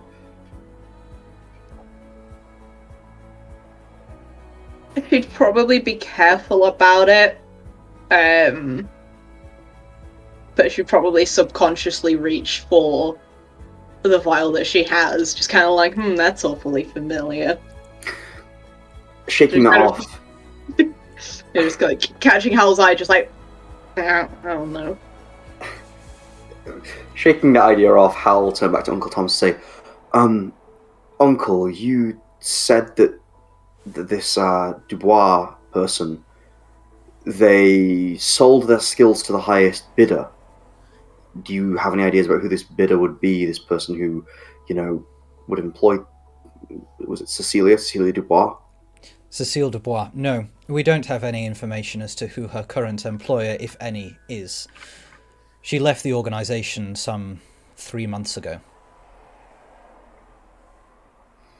Okay. Unfortunately, we haven't had any luck until now in tracking her down. Does she have any magical abilities, or is she... sorry. Is she just an exceptional thief? She was, until the point at which she left, the best thief in the entire organisation. That's a lot coming from the Zentarum. Does she have a particular way of doing things, like a calling card, you might say? A way to tell it is there without her identifying her thefts? Yes, she gets away with it completely. Oh. Before anyone notices, she's gone. She's not magical, she doesn't cast spells, she has no magical abilities, she's just an incredibly competent thief. But she does not always do things the same way or anything like that, isn't it? It's not like she always uses the same technique. Using the same technique is liable to get you investigated, found out, and captured. One should always vary their technique if one is ever acting covertly. The more random, the better. Indeed. Okay, where would you suggest we start? He says, well, she's now stolen 3 of the 6 King's Tears known to exist. You could start with the remaining. We Okay. assume they will. Right. Is as he say, does these King's Tears have names? Is it like a mind tier, soul tier, He reality tier, time tier? Just putting these out of my head, to be honest. No, they're not named. If they were to have a name, they'd likely be named after whatever memory imprint is in them. But as far as we're aware, they don't have. Are they all coloured? Is there a gold one, a red one, a green one? They glow almost as though they are reflected moonlight, reflected starlight. So all the same colours, though. Yes. Interesting. Do they contain a pale reflection of the light of the two trees? You mutter to yourself. My sick. Okay, so do we think we have any way of working out which of the 3 remaining tiers that Cecile would go for next? I mean, we didn't even know that they were a thing until one got stolen. I guess asking the curator if he knows where the other ones should be. I think finding them is probably the easier part. It's more a case of working out which one's going to be taken next. Do you have any ideas of that, Uncle? You obviously have your own information. He says, "We'll be watching the remaining 3 locations of King's Tears." He says, well, 2 of them at least. There's another King's Tier in the Never Ember Museum up in Neverwinter. We know that one was in the collection of the crown jewels of the King of Damara, but that was recently bought at auction by a private buyer when the king had to liquidate most of his collection. And we believe the final set to be in the hands of an unidentified private collector, but we're doing everything to track down the information about that private collector. So you're saying you only know the location of 2 of these tiers, then? We know the location of one for sure, which is in the, Is that what I mean? Sorry, which is one. in the Never Ember Museum. The others In are Neverwinter. in Neverwinter. The others are in the hand of private collectors, but one was only recently purchased at auction. They will be easier to track down than the King's Tier that has been in private hands for quite some time. He says, the other 2 that have been stolen, the one that was stolen 10 days ago belonged to a merchant lord of Proscure, and the one 10 days prior to that, 20 days ago, was in the hands of the Silpasha of Kalimshan. Neither of those were easy people to remove gems from. We know that it's Miss Dubois because they were incredibly well protected, belonging to very regal individuals, and she got away with it. Sorry, can you just say the name of the first one again? The 10 Merchant days Lord ago. of Proscure. Thanks. Proskur. I have a feeling, given the relationship between Daggle, Neverember, and the city of Waterdeep, getting us being so connected to the previous Open Lord of Waterdeep, might prevent us from getting invitations into his museum. Given that Laurel Silverhand replaced Daggle Neverember as Open Lord of after he did Waterdeep. all that embezzlement. Yes. Not the embezzlement. Maybe he's embezzled with And King's Tier. made psychopaths throughout the city, and that's, Sure. Brilliant. All those people in Waterdeep that you ride a bicycle. Yes. Great. Maybe we should get bicycles. Anyway. What do we need bicycles for? We have dinosaurs. And an airship. Yeah, but they're a nightmare for traffic.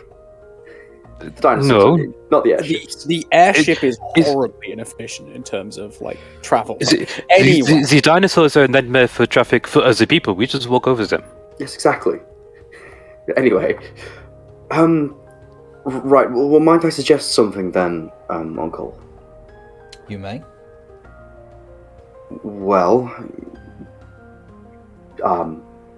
Cassius Othar, who I believe you are aware of, is also looking into the situation and also likely wouldn't have much intention or much desire to hand off this person, this Cecile, to Lord Ilvaster, I imagine.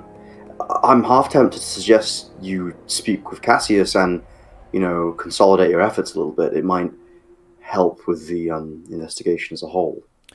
I speak to you because you are my nephew, but as leader of the Zentarim, I don't make it my business to be speaking to harpers. What if we spoke to Cassius on your behalf? You may involve whomever you wish. I have your solemn oath, and he looks at Alec, that you will hand Ms. Dubois over to me. That's all I need. Okay, fair enough. Well, then I shall expect that you'll afford us any information you can as we go. The Zentarim are looking for Ms. Dubois. If we apprehend her, great. If you apprehend her, you're turning her over to us. Great. Unless we think there's any information well, put it this way. We'll be asking you for information that helps us. If you find her first, so be it. Hal shrugs and I'll say, alright, fair enough. Sure. I love our mutually beneficial business relationship. He goes to leave via the back door. Oh, before you leave, Yeah. what were you doing tonight if you weren't robbing the gallery? Alec, for a moment there I thought you were asking my uncle on a date. I'm begging you, do not fuck my uncle, Alec. I have stamps, Howl. So he is wearing kind of black leather armor that's slightly more ornate. You know that it probably wouldn't stop a dagger or anything like that. It's mostly just kind of like Zentarim dress wear sort of thing. He unzips the top of the jacket and he is wearing a tuxedo underneath it. And he says, I was keeping an eye on our new friend, Lord Ilvaster. And he puts it up and makes his way out. What the hell does that mean? It means that he was at the party. Wow. And I didn't In awkwardly bump into disguise. him with my ability to see through illusions. He's good. Except he isn't. He's the worst. I mean, But bad. if it wasn't a magical illusion, you can't see through it. He was just wearing a false mustache. And a wig. That would be amazing. He was Sebastian. Oh, Would it kill him to use the front door? Probably. Anyway. Yeah, maybe. Anyway. Are you? What are you doing now? Are you calling it a night, or are you doing any more anything else? It's now probably around 11 o'clock midnight. Well, I think we should gather in the war room, get out the red string, and start putting up pictures. we don't really have a lot of pictures to put up. We've got a name. That's it. And I don't have scrying prepared, and I know my simulacrum doesn't have it prepared either. What's the point in having a simulacrum? He Paperwork. cares, so I don't have to. Evidently. He goes to social events for me. Free Does he therapy. though? Well, if I got invited to any, he might do. Anyway, I I'm just gonna have a look at the food, see if I can figure out what was used on it. Yes, So yes, now yes. that you've got some of your potion making tools here, you may make for me, please, a medicine check to see if you can give it. Are you proficient with potion making tools or alchemists? Not alchemist kit. Alchemist supplies, yes. Alchemist supplies. Cool. You may make this with you may make this with your proficiency bonus then, if you are not otherwise proficient with medicine. Okay. I would ask if I could assist, but I'm not proficient in medicine. 16. 16. You're able to tell that you're able to tell that the substance on the dart and the substance in the food is the same substance. Interesting. Or you can you can infer that it's a highly noxious substance that renders someone in a heavy sleep. You know that it's non-magical, and you do know that those sorts of darts and things are things that you have seen plenty of Zentarim use. Was Oriana able to determine whether the food was poisoned after it had been made, or was prepared with the poison in it? You can tell that the poison is likely odorless and was poured over it. A poison So it was glaze. the delivery boy. I'm no messenger boy. I'm a delivery boy. Okay. So that takes you about an hour to do, so it's now 1 a.m. Can I check in with Lyra, Ben, and Silshard? They are all in their rooms, likely asleep, and Lyra's door is locked and Ben's door is locked. Okay. Silshard, however, is welcoming night visitors. Silshard's door is open. Is there any sound from Silshard's room? Because obviously Silshard has to sleep now, I imagine. Yeah, you can hear breathing, and you can, just bobbing your head in, you can see that Silshard is asleep on the bed, but the pillows are at one end and he's at the other. What? I love it. I'll kind of like squint into the darkness at, my kind of patron and friend, and smirk a little and kind of shake my head and be like, why are you the way you are? And then I'll kind of like quietly close the door too, Okay. Sleep like a baby. Jeannie will have gone to bed a couple of hours ago, I think. Cool. I will have updated the war room. Yeah. What do you call the board? Conspiracy board. Conspiracy board. I wouldn't have put in. It will be in some form of code, just in case anybody breaks in, tries to glean any information from it. Okay.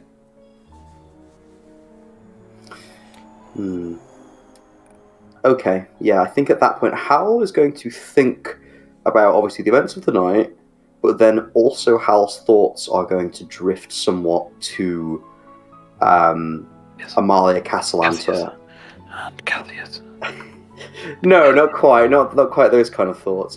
Hal will begin thinking about Amalia Castellanta and the Amalia's children, whom Hal owes a debt to try and restore them from their current demonic state. Yes. And Hal's going to fall asleep feeling pretty uneasy about that. Okay. Alec? Did we establish whether Alec needs to sleep or not? You have to take a long rest, which means doing nothing for 8 hours. Okay. Doing nothing. Can I read? Yes, but you can't learn anything. You have to do something that has no material benefit for 8 hours. In that case, I think about reading up on the King's Tears. About reading. I think about doing it, and then I just decide, you know what? I don't have to, but I can choose to. I just go to sleep. Cool. And I would like my simulacrum to do the research for me instead. Yes, you may. You may do that. Absolute nerd. Yeah, I've got my snow clone too. Is Oriana doing anything else before bed? She'd probably read a little bit just to like wind down. Mm-hmm. And then just set the usual alarms. In other words, just drop traps that will wake her if anybody tries to enter her room. All right, you do so. So you may all gain the full benefits of a long rest, and you wake up the next day. Well, later that day, I suppose, technically. Okay. See how good this day is going to be. Oh, right. Yeah, roll your portents. I can't find a third D20. There's one. Oh, it's a good day, guys. Nice. Except for that 4, but... So, when you go... So you have arisen late because you went to bed very late. When you go down, the day is already in full swing. People are in the cafe having breakfast. Lyra, Ben, Piddlewick are serving food to people, and you can see Cassius and Laurel sat in a booth at one end of the tap room. Any sign of Silshard at all? So no, Silshard is not in the tap room. Okay, I won't think anything of that for now. Hal is going to request / prepare for himself a omelette of some kind and go and sit with Cassius and Laurel. Mm-hmm. So the four of you. So we know that Howell's breakfast order is an omelette. What are Oriana, Alec, and Génie's breakfast orders? Pain au Alex doesn't chocolat. technically need to eat, so he just Okay. picks he comes down with the expensive bottle of alcohol from last night. All right. Oriana technically doesn't either, but she's still gonna. A breakfast order would usually be like toast and porridge with a bit of fruit. Okay. That is what you all have as you gather round with Laurel and Cassius. What are they doing? What are they? Are they just chilling? They're eating breakfast and they've been talking to each other as well. Do you have that dart from last night? Yeah, it's currently upstairs. Why? Oh, I was because now I've prepared scrying, and I know her name now, so I can do it. I'll go get it. Thank you. You get up from your you've just put things on a spoon or on a fork. You are lifting it to your mouth, and you, Oriana, get up and go and get the dart and bring it back down. What are Laurel and Cassius eating? So Cassius is eating porridge with honey. Laurel is eating a full Waterdeep breakfast. Full Waterdeep breakfast. Right. What does a full Waterdeep breakfast consist of? Is it essentially full English or? Yeah, essentially. Cool. But she's Well, vegetarian, we'll so have to it's deal- there's no meat on it. We'll have to deal with the Neverwinter breakfast, which is an American breakfast.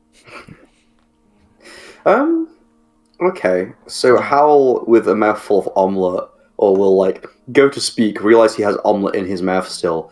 Do that kind of okay, give me a second, inhaling some more omelette, Mm-hmm. and then say back to Cassius and Laurel. So, any thoughts on last night then? You're both here early. Cassius says, I put a rush job on some information from Harper HQ, and you see that there are bags under his eyes as he gets a cup of coffee and takes a deep swig from a cup of coffee. This boy hasn't slept. Oh, God. He says, what I've found out is reasonably concerning. He says, initially, I thought that we hadn't received any information about a possible attack on the Waterdeep Gallery. Turned out we had. Only it never got passed up the chain of command. What do you mean? Within the Harpers or to the Harpers? He says, it looks like some low-level analyst decided it wasn't credible, and so didn't do anything about it. That's not going to look good on the Harpers. Absolutely not. He says, equally, the Harpers haven't established a pattern of thefts about the King's Tears. Now, granted, these happened elsewhere in Faerun. Oh no, he wouldn't know about that because you've not told, unless you've told him that morning. Would you have caught him up on any of the events of the previous night? I was about to basically I was asking what they do first. We'll say that he says the Harpers have got no idea about this, but given that they've happened all over, Kalamshan is the other side of the continent, and he says, Proscure is pretty. He says he's half a world away. It's not surprising we've not heard about those, but the fact that we had information about a possible attack on the gallery, not on the gala, we didn't know that was going to happen. That seems to have just been too much of a coincidence, in my opinion. But he says, someone decided that this wasn't information that needed to be passed up, and quite frankly, I think someone had to stop that information coming higher up the chain of command. I can't see a situation where this wouldn't have been passed up normally, is the thing. It doesn't add up. This was done intentionally, I'm sure of it. Do you have the analyst's name? He says, no, he says, now that I'm no longer chief of staff and liaison, I've returned back to my mid-level position within the Harpers. I don't have access to that sort of information anymore. Who is the head of the Harpers now? Not the Ed, but like an actual harper. You know. He says, well, the members of the High Harpers. Is it the High Harpers? I would have known that obviously, but Yeah. who are the High Harpers? Um, I should also know this, but I've been behind on my internal memos. There may have been some changes. Genie's not attended the latest Zoom meetings. He says that he will get you a list. Thank you. That is most kind. Is there anyone, maybe not like an IARPA, but like a lower IARPA or a higher low ARPA you might know that would be able to help us without just busying the IARPAs? Laurel says, without my ability to action things discreetly, it's likely that any inquiries you make of the Harpers will become recorded and therefore eventually get back to our friend Commander Morden. That is if it is done in an official way? And if it's done unofficially and they ever discover that, you would be likely, again, tried for treason. Well, they tried once and they can try us again. Yes, but this time you would actually have done it. Yeah, I mean, the fact that we Debatable. got found innocent last time was because we were innocent. And because I took a copy of the NDA we signed. All I'm saying is I feel like we could get away with it. But anyway, Cassius says that as far as I'm concerned, this is a huge conspiracy that Ilvaster's cooked up to discredit us, to discredit Laurel, and probably to discredit you in the process. Does not surprise me. I think it seems that way. do we think that the conspiracy to discredit you guys is connected to the theft of the king's here, or just a huge coincidence? Laurel says, I mean, the vote of the Council of the Masked Lords came out of nowhere, but equally, it's entirely possible that it was Amalia Castellanta who orchestrated that. She's had a grudge for some time. I discovered as well that she's now completely left Waterdeep. She was last seen on a boat on its way down south. It was bound for Mintar. Hal looks like visibly disturbed by that and will say, what about the other people she was responsible for? What about the other people she was living with? She says, their house has been turned over, I suppose, to their housekeeper and their members of staff living there. Amalia Castellanta herself was last seen on a boat bound for Mintar. She left yesterday. Okay. Hal's visibly troubled by that, but we'll brush over it. Probably trying to track down her missing husband. Laurel says, as for me, I have to say that I'm slightly more willing to say that Lord Ilvaster is simply coincidentally involved in this. Cassius has leapt to a few conclusions, and she gives Cassius a look as he is about to protest, and she says, well-meaning conclusions born out of loyalty and years of friendship, yes. But not everything is a conspiracy at first sight. Nonetheless... That's what they want you to believe. And we bring out the conspiracy board. Porridge goes flying from Mariana's mouth in like a feverish, deranged way. She says, Lord Ilvaster is merely incompetent as opposed to corrupt. She says, nevertheless, if something more is going on, which I believe it is, we need to find out what is going on. Now, Agreed. You spoke to your uncle, Howl, and if the Zentarim get a hold of this thief, and she can't be brought to public justice, then Lord Ilvaster, is likely going to make the Zentarim, well, more of a focus for capture. He's probably going to begin to intrude on their operations a lot more and likely make things a bit of a problem for your uncle. If it was possible to capture the thief, get the information that we need, and then give this Cecile Dubois over to Ranulf for public trial, that would likely stop him from starting an all-out war with the Zentarim. With all due respect, I suspect my uncle knows that. I don't know what his long-term goals are other than to maintain the Zentarum, but... Well, Uncle Thomas said we could at least question this Cecile Dubois and bring them to justice that way. Frankly, I, as cold as it sounds, don't care what happens to the Zentarum. My uncle knows what he's getting into. I'll warn him, I'll tell him what you've said, but if he gets himself into trouble, then he does. I think he'd probably just weasel his way out of it anyway. She nods and says, "That's a fair assumption. All right. What do you propose to do?" Sorry, on the dart, please. Yeah. There you go. Thank you. I pull out the crystal ball for scrying. Mm-hmm. I'll see you guys in 10 minutes. I think it lasts for 10 minutes. Okay, so you are casting Scrying. Let me just pull up that spell.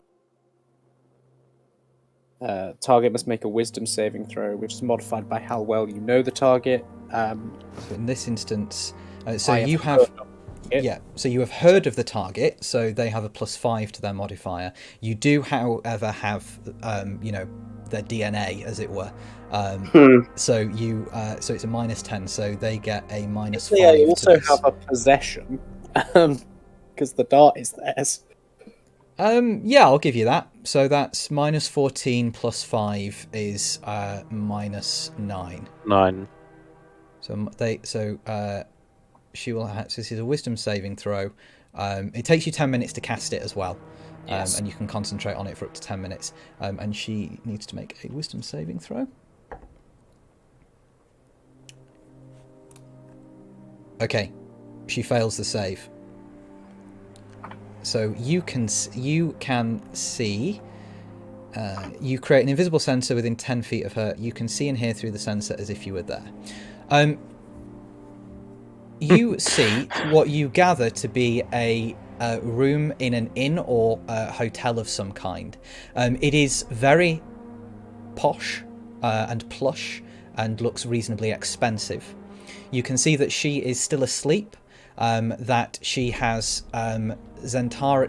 she has like genuine Zentarim armor on a chair near one end of the room. That's her armor. There is a blowpipe on a table. On the table as well are a lot of papers.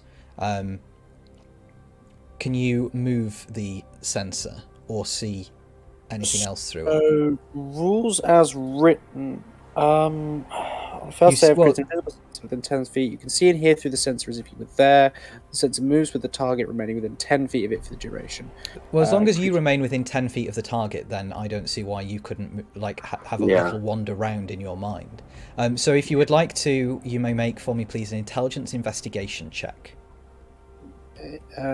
Creature that can see invisible objects use the sensor. Yeah.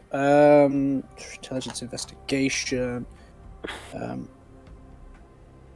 You can only read what's on the top, though.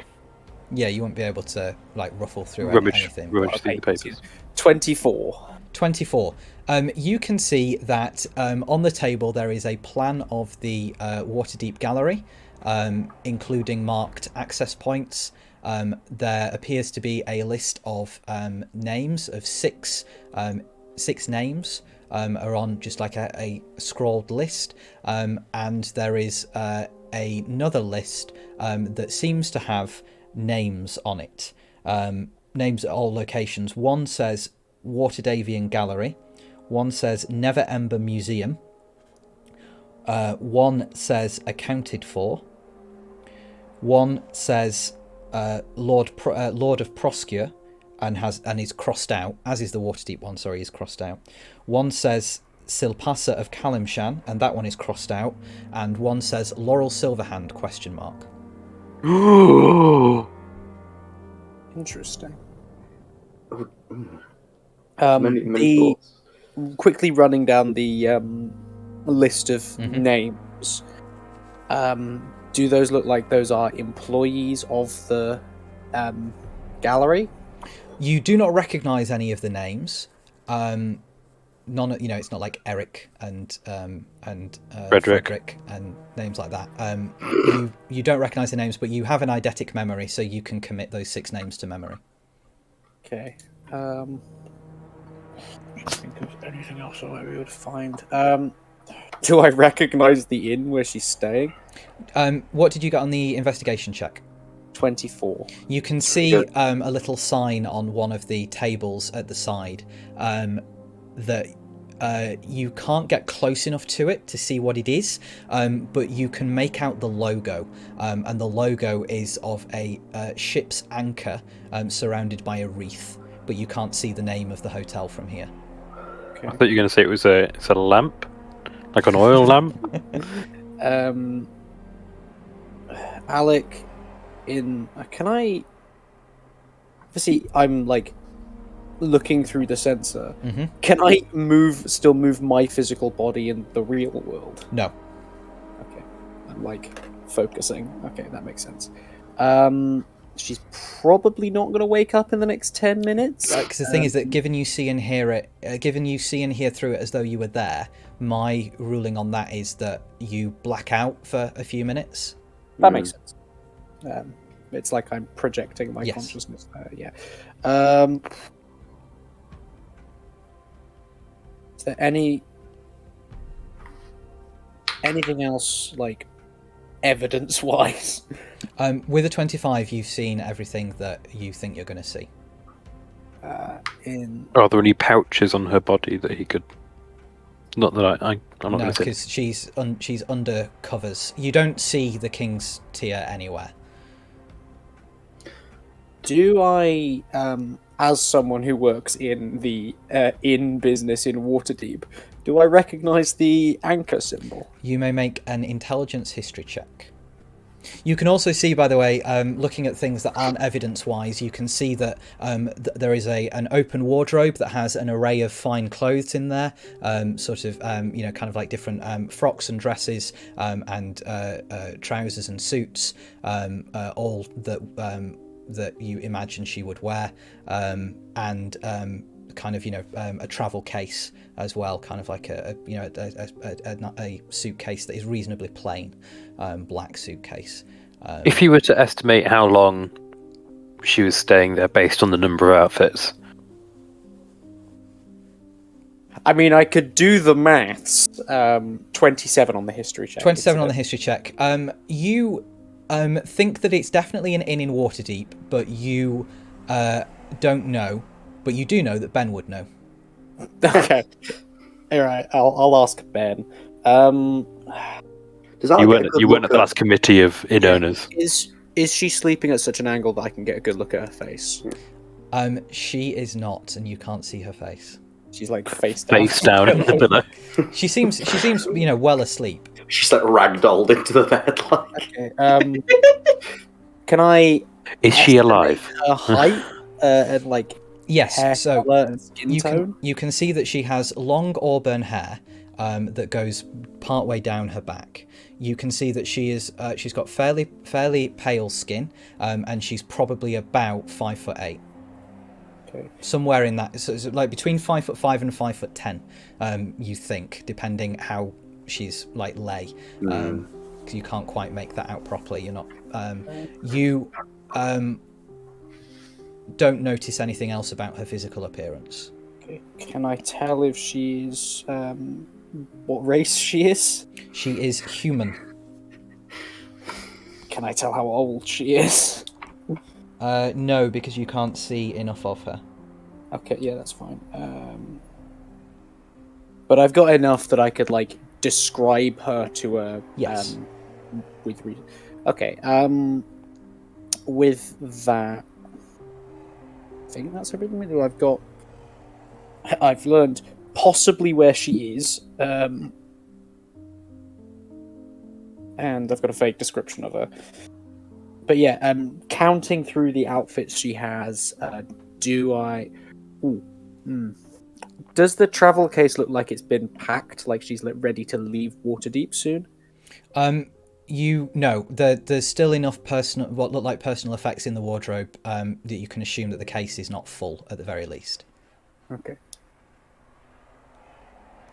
How many outfits did she bring with her? There's like there are several days worth of clothes in the wardrobe. You obviously are smart enough to know that hotels usually provide prestidigitation services to wash clothes, so you know the amount of clothes in the wardrobe you are smart enough to know is not indicative of how long she's still going to be there for. Yeah, How long she's already been here for? Yeah. Yeah. Okay. With that, I'll. and the Part of me scrying. wants to wait the 10 minutes just in case she does wake up. But like, what am I going to learn then? She's not going to wake up and say, "Oh boy, I sure do love being here at this hotel." No one else talks to themselves. I'll end the scrying. Okay, you end the scrying. The rest of you, were you waiting for Alec to complete that? Alec was probably scrying for about 5 minutes, or would you have carried on talking? I've been eating pan au chocolat the entire time. Okay. I think Hal would have made some small talk while waiting for Alec to come after the scrying. Is that with Cassius? Perhaps. Okay, what are you saying to Cassius? So Hal will sort of Role like playing small talk. you know, Yeah. be sort of very tentatively cutting away into an omelette. You're taking a bite, looking to Alec, looking to Cassius, looking to everyone else, and then we'll say, "You know, it's a little concerning to see you looking so tired. You could have slept, you know." He says, "Not if we were to get the information that we got. I didn't want to wait." If there you is- need to rest, we have beds here. He says, "If there is someone in the Harpers that is responsible for this, then I need to do all of this investigating myself." Well, I mean, not by yourself. I mean, you could ask for help, you know. Anyone here, and I would help you. He says, "I know you would help me, but I have access to the Harpers, and Génie is an agent, but not an analyst. I have access to more information. And at the moment, everybody in the world that I trust is sat around this table." I look Well- around as if there's more people. Hal will, like, somewhat, not like sincerely irritatedly, but kind of like, "Oh, you're being really stubborn." Kind of like vigorously cut away at more omelette, but he doesn't need that much force to cut. Will violently inhale another piece of omelette and then say to Cassius, "Look, just don't sacrifice your health for this." And then Hal's going to catch himself realizing what he's just said to Cassius, and the obviously massive hypocrisy of it.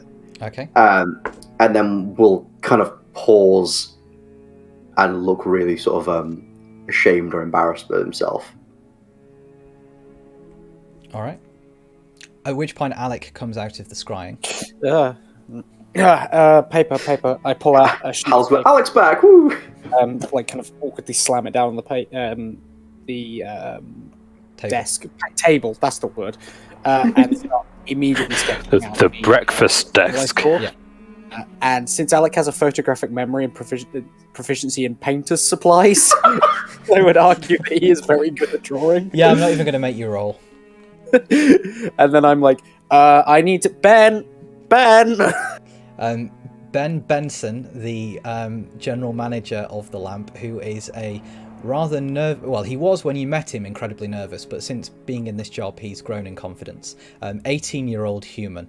Who The is second unnamed NPC we met. who is currently behind the bar, comes over to you and says, "Yeah, Mr. Victus, what do you need?" I've told you like 1,000 times. Call me Alec. Yeah, but then the other you always says, "Call me Mr. Victus." It's a good point, but you can't. This is not. We're distracting. Do you reckon that you were? Do you recognize this symbol? He says, "Yeah, that's a hotel in the dock ward, I think. It's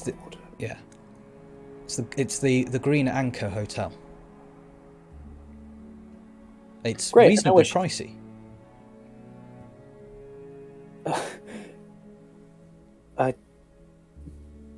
Could I, from like the view out the window, could I estimate what floor she's on? Was that not good enough for you? That wasn't something you thought to do at the time, and casting your mind back, you don't think you could have. I mean, I can only see 120 feet anyway, so Yeah. yeah, that's fine. Well, I know where she is. Right now, she's asleep. So Shall we go? Shall we go now? we can go. We can go now if you really want. Does anyone have any more questions, or are we gonna go tearing off at the speed of light? Feel like she'd have some kind of preparation for a situation like this. Yeah, Laurel says, well, you did say, Howell, that your uncle said that she was essentially the Zentarim's best operative. I imagine if she's sleeping comfortably in a hotel, she's very confident that she won't be disturbed or discovered. Precisely. She's a thief, not stupid. In fact, you say that, Oriana. And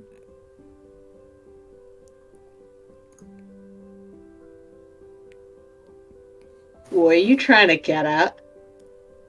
she looks down at the dart. I can't synthesize this shit. We've got now. No. But you have a dart that allowed you to scry on her. Does that sound like something a sensible member of the Zentarim would leave behind? You make an excellent point.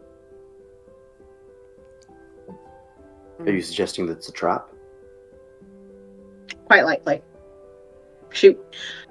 We would only see her if she wanted us to, and given she has the required tools to get past an insanely tricky magical lock, the fact that Alec was able to scry on her, she wanted us to see. Although the people who have the capacity to scry on her, powerful wizards, they presumably work through the Watchful Order. The people who know her identity, the Zentarim, wouldn't be the first ones on the crime scene, so wouldn't be able to collect this evidence. Maybe this is a case of her being overconfident that this problem is going to sort itself out. The people who can collect the evidence don't know what to do with it, and the people who wouldn't know what to do with it aren't able to collect the evidence. Regardless, I don't see it being sensible to pass up this opportunity to go and... Well, look, if it's a trap, then it's a trap, but... I think we are going to need more red string for the board We're gonna need more red string. than bins. I'm going to say the worst that happens is that we are no closer to finding her after she escapes from us here. But actually that's quite bad, because then she'd know we were onto us and know to cover her tracks in ways that can avoid scrying. Although actually if I meet her in person, then it makes it very difficult for her to get away. And If we know where she is heading, we can try to set a trap for her as the next place, rather than where she is now, where she's in her comfort zone, you might say. She is expecting people to come after her, we can assume. Well, But if she goes off somewhere else, she might not be expecting to have somebody one step ahead of her. I think we should make Uncle Thomas aware of Cecile's presence and where she is. That way Uncle Thomas can use his Zentarim forces to, maybe surround them, or bring at the least trap. help. Yeah. It'd at least throw suspicion off of us, so she wouldn't be wanting to ward against us. Maybe. Cassius With says,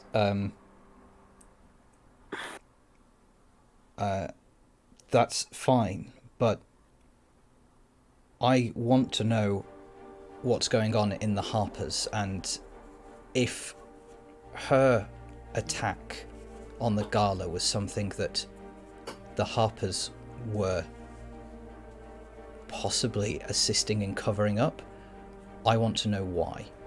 And I want to know who else is involved.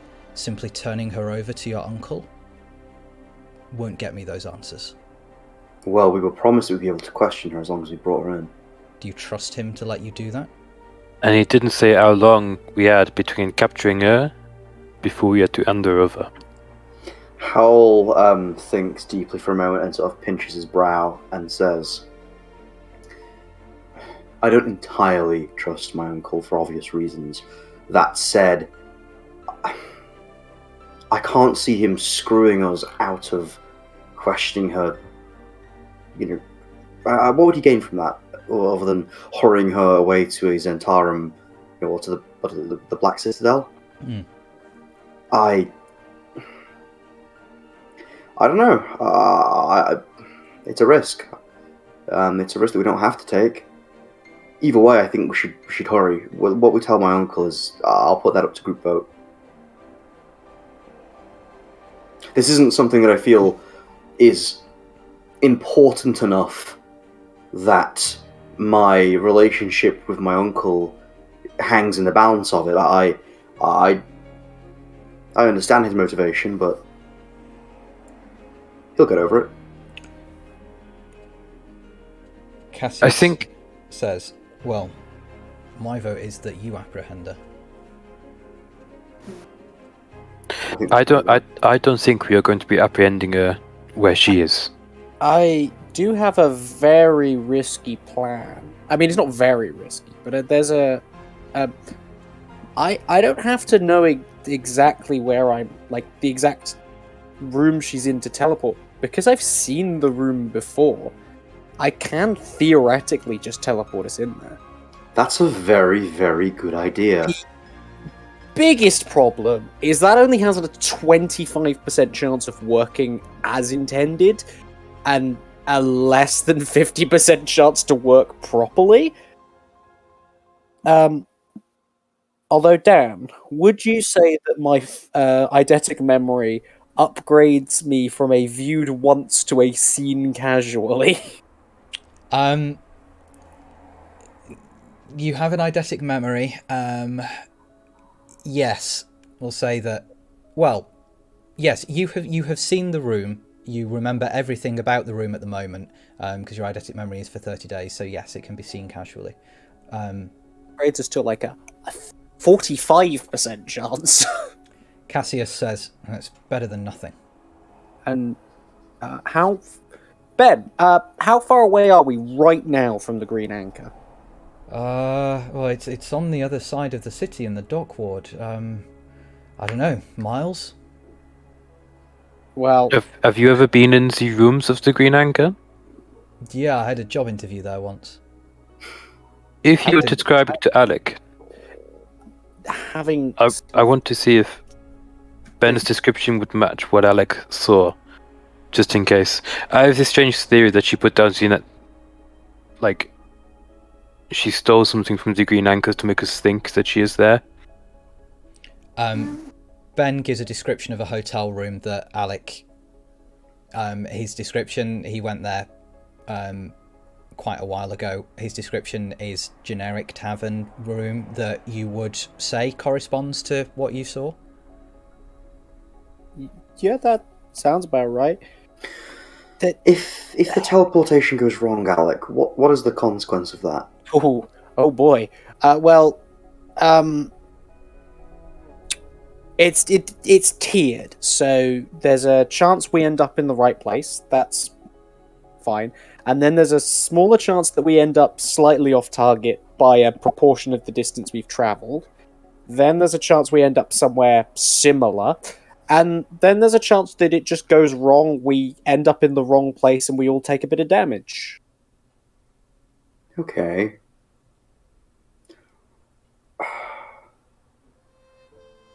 See, I want to do it, but I have really bad impulse control, so I'm letting sensible people decide. How long would it take us to get there, normally? Conventionally, if you were to try to travel the entirety of the city, you're probably looking at 3 hours. What about if we flew the airship over the building and jumped out? If you flew the airship across the skies of Waterdeep, it would be very visible. Yep. However, it would probably only take you an hour to fly to the other end of the city in your airship. If we rode the dinosaurs through the city streets, That would That most is certainly incredibly noticeable. that would be very noticeable and take you about 2 hours. Sincerely, I think it's Airship or Alec. I hate making decisions like this. My line of thinking with the airship is, well, we can drop a rope out and, go down that way very easily, I think. And, you said she's sleeping right now, right, Alec? Yeah, but for all I know, she could have woken up in the time it took us to have this conversation. I don't know. How far away is the dock ward from the Waterdeep City Gallery? So the gallery is more or less halfway between you and the dock ward. Okay, so so she would have taken the same time to get home as us. She got back earlier. She's going to wake up soon. We probably, not that I want to push us towards my terrible idea, but we probably don't even have an hour before she wakes up. You know what? We can handle damage. We can handle getting a little bit, messed around. What's the other option? We wait until she moves and we lose her again forever. Alec, I think we teleport. Let's go. Who wants to come with? Other than the three of you, obviously, you have to come. Laurel, do you want to come? She says. I mean, we could split the party. She says, no, if you don't mind, I think my direct combat days are a little too far away for me to... I'm probably still a bit rusty now. Cassius goes to stand up, and in doing so, knocks his fork off the table, and you can see he is just ready to go to bed. Howl is going to, before Cassius can say anything, Howl's going to give him a real fucking stern look and say, no, you're going to bed, you're not coming with us. He kind of wants to argue with you, and he's just too tired to make words and sits back down. Howl will kind of maintain the stern sort of glare, but a small sort of smile of compassion will crack his face a little. Then I'll turn back to Alec and say, right, so I think we better get going. Yes. Laurel, I do have a thing I want to discuss with you, but I'll talk about it later. All right. Anyway. Cracks knuckles. I'd like to cast teleport. Okay. So do we have to hold hands in a circle? You do all have to hold hands. Cool. So you are casting teleport. So you are we're going to say that you've seen casually for this. So you are on target if you roll a 54 to a 100. I'm trying to find an actual D10 that's not a percentile. So could you roll for me, please, percentile dice? Ooh. I want to believe. Ooh. What did you roll? Don't make that face. Don't make that face. 43. No! 43. So you teleport. So the world begins to shift around you. You feel as though your insides are being flipped over. It's a very familiar sensation to you all at this point, but it's still violent each time. And the world begins to twist, and then it twists back. You are in a nondescript hotel room that is evidently lacking in Cécile Dubois. Does it look like at least the right hotel? You can look round, and you see that there is a card on the table that says the Green Anchor. Okay. Brilliant. That's better than nothing. We need to hurry up and find this person, now. We should Weirdly do the... enough, generally you appear in the closest similar place, so we could just be in the room next door. Can we run around to the next door? We should do the mind link first. Yeah,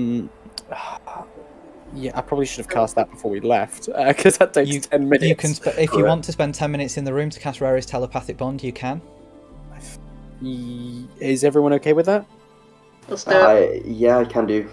Okay. Does it just need to be... Alec, do you have to be able to see the individuals you want to cast it on, or do you just name individuals?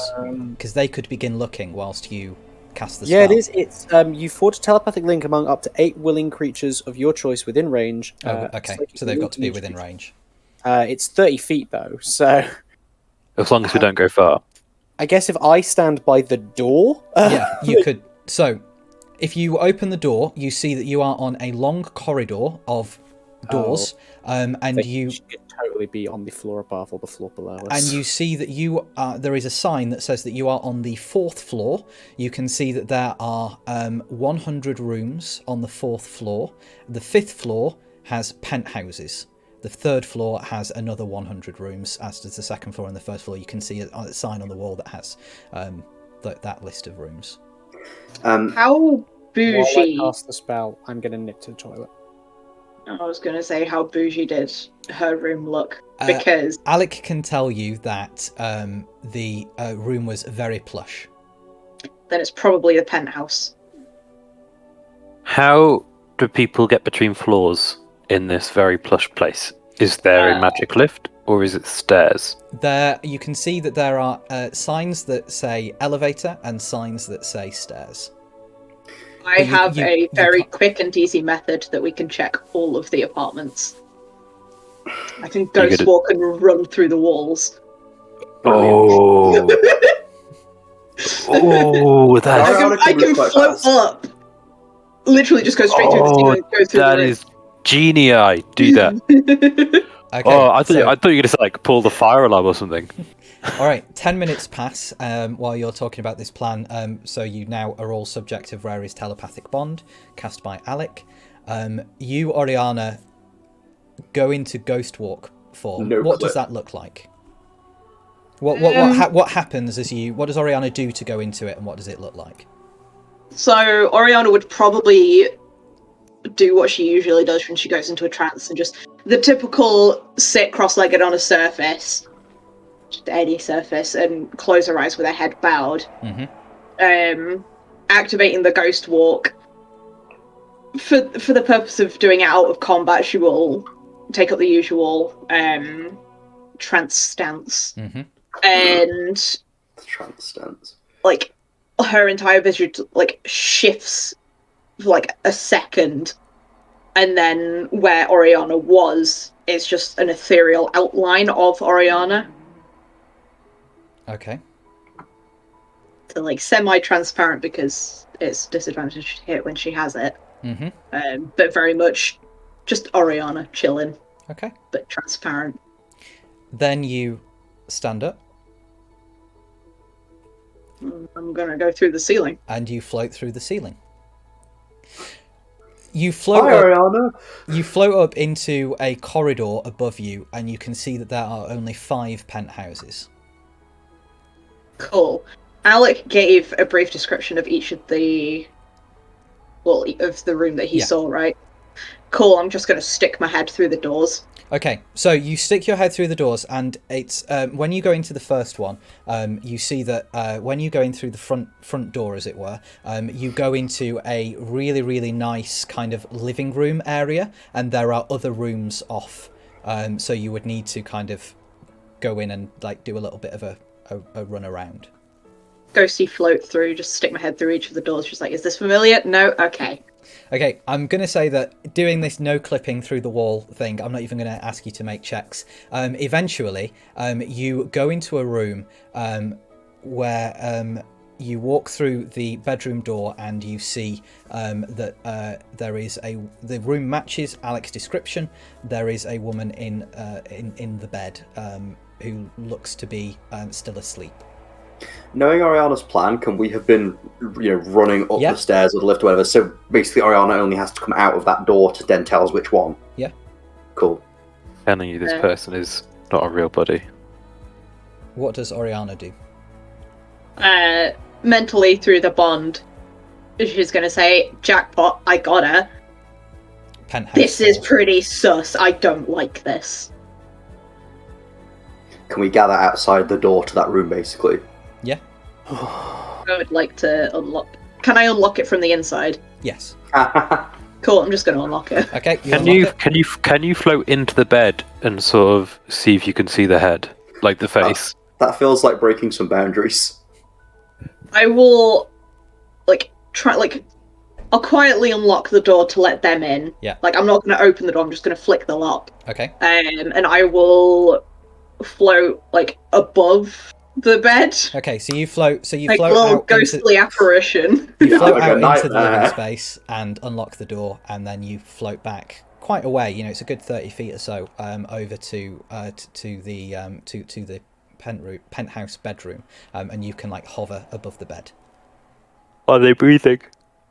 You're Can not I there. see anything? I'm Like, You does did- it you- look like in my she's mind. alive? I'm not French. You didn't say it with a French accent, so I didn't know it was Génie. Are they breathing? Is she breathing? Yes. Yes, she is breathing. Have you unlocked the door? Yes, the door's unlocked. Okay. I guess quietly Mhm. try and open the door. You open the door. Are there Make- any, make like, a stealth weapons check on if you're the doing it quietly. Oh. That's a 5. Okay, you open the door. It's not quiet. Okay. It's lighter than you expected and slams against the wall. Hal will say out loud, brilliant. And then Hal's going to rush into the room, Yep. point at who we think is Cecile, Mhm. and I am going to cast Hold Monster. Okay. She's asleep! Yeah, but then she's not going to be able to move. She thinks that we're her sleep paralysis demons. It's also That's the not a thing. monster. I'm predicting this. Oh no, Hold Monster works on any creature. It's just an upgraded form of Hold Person, I believe, right? Yeah. Yeah.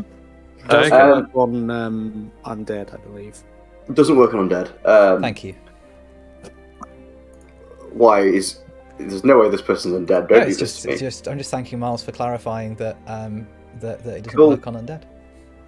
So the creature needs to make a Wisdom saving throw or be paralyzed for up to a minute. What's your DC? My DC is 18. Wisdom save. Given that I she's... hate this. I given that we hate don't- this. She's asleep, right? So, like, does that... Doesn't affect Okay, cool, yep. because you can be unconscious and make these saving throws. Right, gotcha, yep. Right, just trying to find her stats again, which is easier said than done. Yeah, the stats you don't have up because it's not her. It's a Oh, different God. person. No, it's because I closed them earlier and I'm trying to do it from a touchscreen, but nevertheless, Bernard, why do you do this? she succeeds the saving throw. Oh, she's asleep and she succeeded. So does that spell have verbal components? It has verbal, semantic, and material components. Okay, so you speaking the verbal components plus Alex, not very quiet opening of the door, she wakes up, and I think...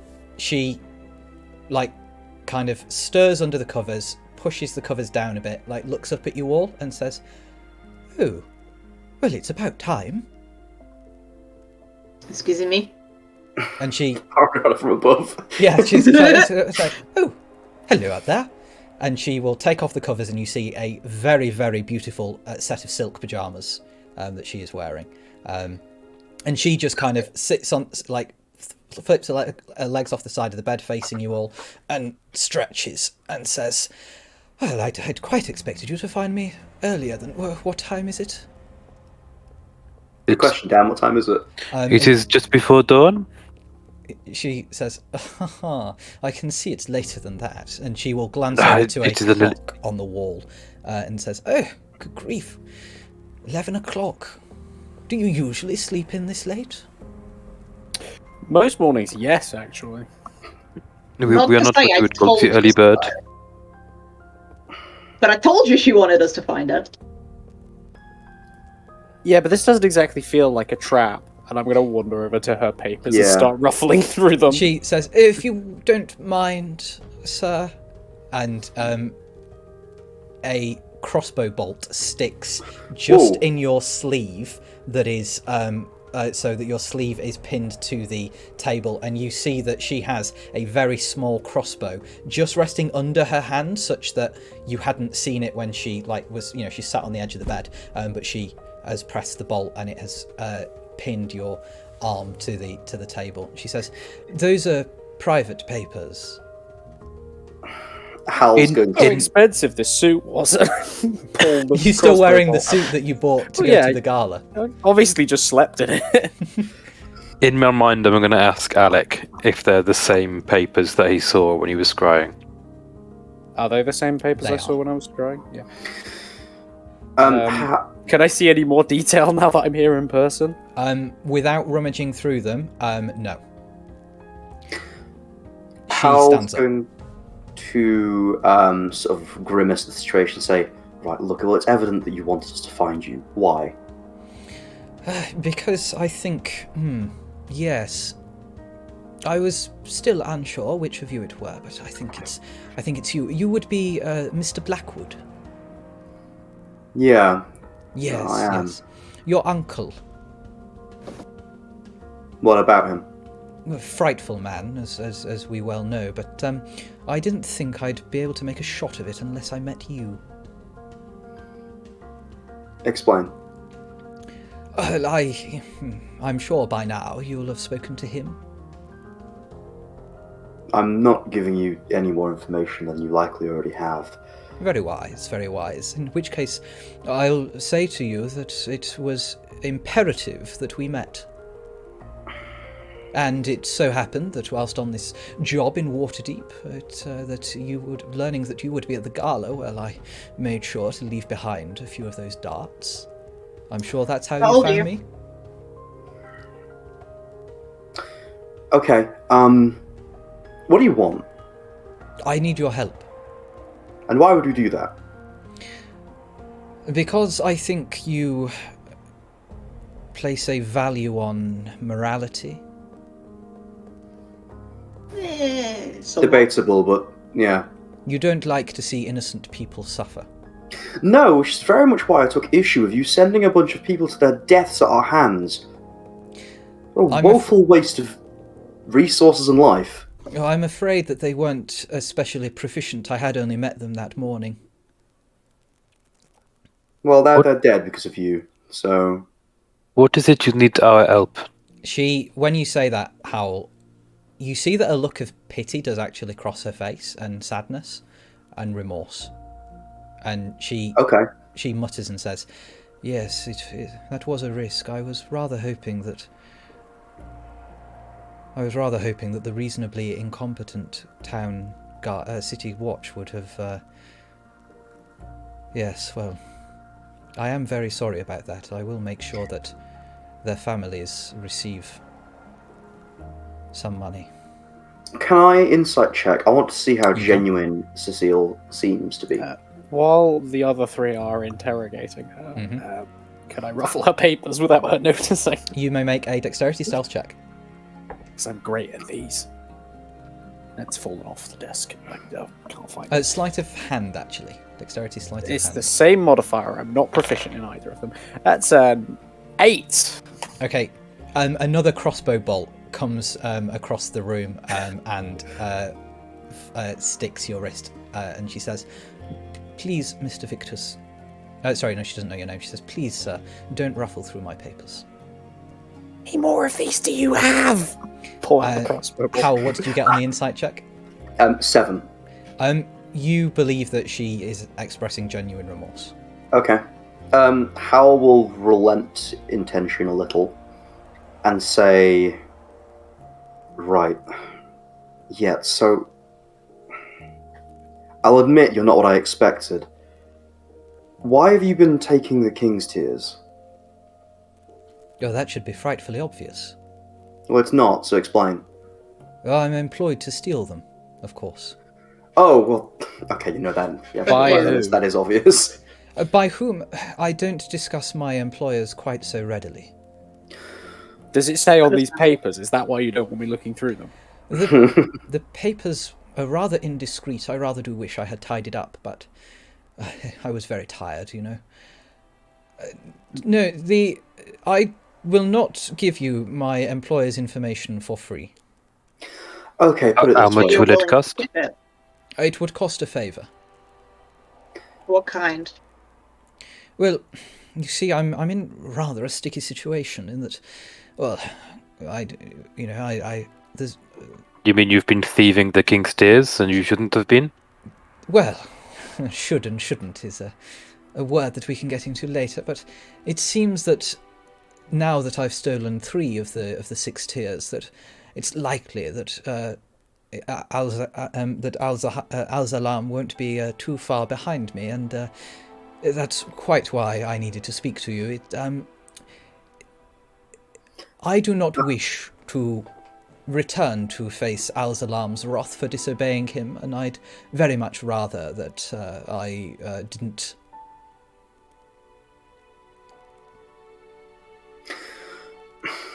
Okay, look, to be perfectly honest, I don't give a shit about people stealing the king's tears. If someone steals a jewel that doesn't harm anyone else, then it's not my problem at the end of the day. I do take issue with you, causing problems to people I care about, and also sending innocent or, people who don't need to die to their deaths. Why would we help you? Why should we help you, and what with? Because I think you will find that if Al-Zalam catches up with me and finds me, that he will assuredly kill me for disobeying his direct order. You see, that thing you said a few moments ago about not wanting to see innocent life taken, well, that's quite why I disobeyed his order to attack. And subsequently, I'm now on the run, as it were. Order to attack what or where? Yeah, run that. I thought you'd... Perhaps you haven't spoken to him. My, you are good. She says, Al-Zalam instructed me to attack a convoy of dignitaries that was heading from Luskan to Neverwinter.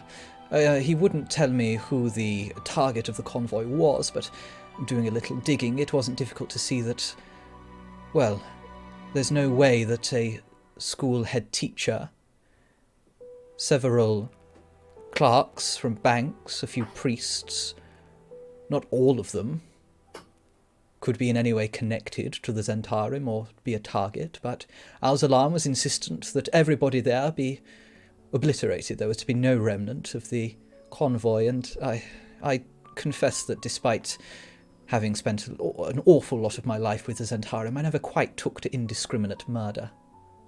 So I told Al-Zalam that I would not, unless he gave me more information about who the target is, and he refused and said it was imperative that the convoy be attacked. So I left and have been selling my services to the highest bidder since. I made my oath of allegiance to Manshun. I don't hold with all of this Al-Zalam nonsense. Because Manshun was a pillar of virtue.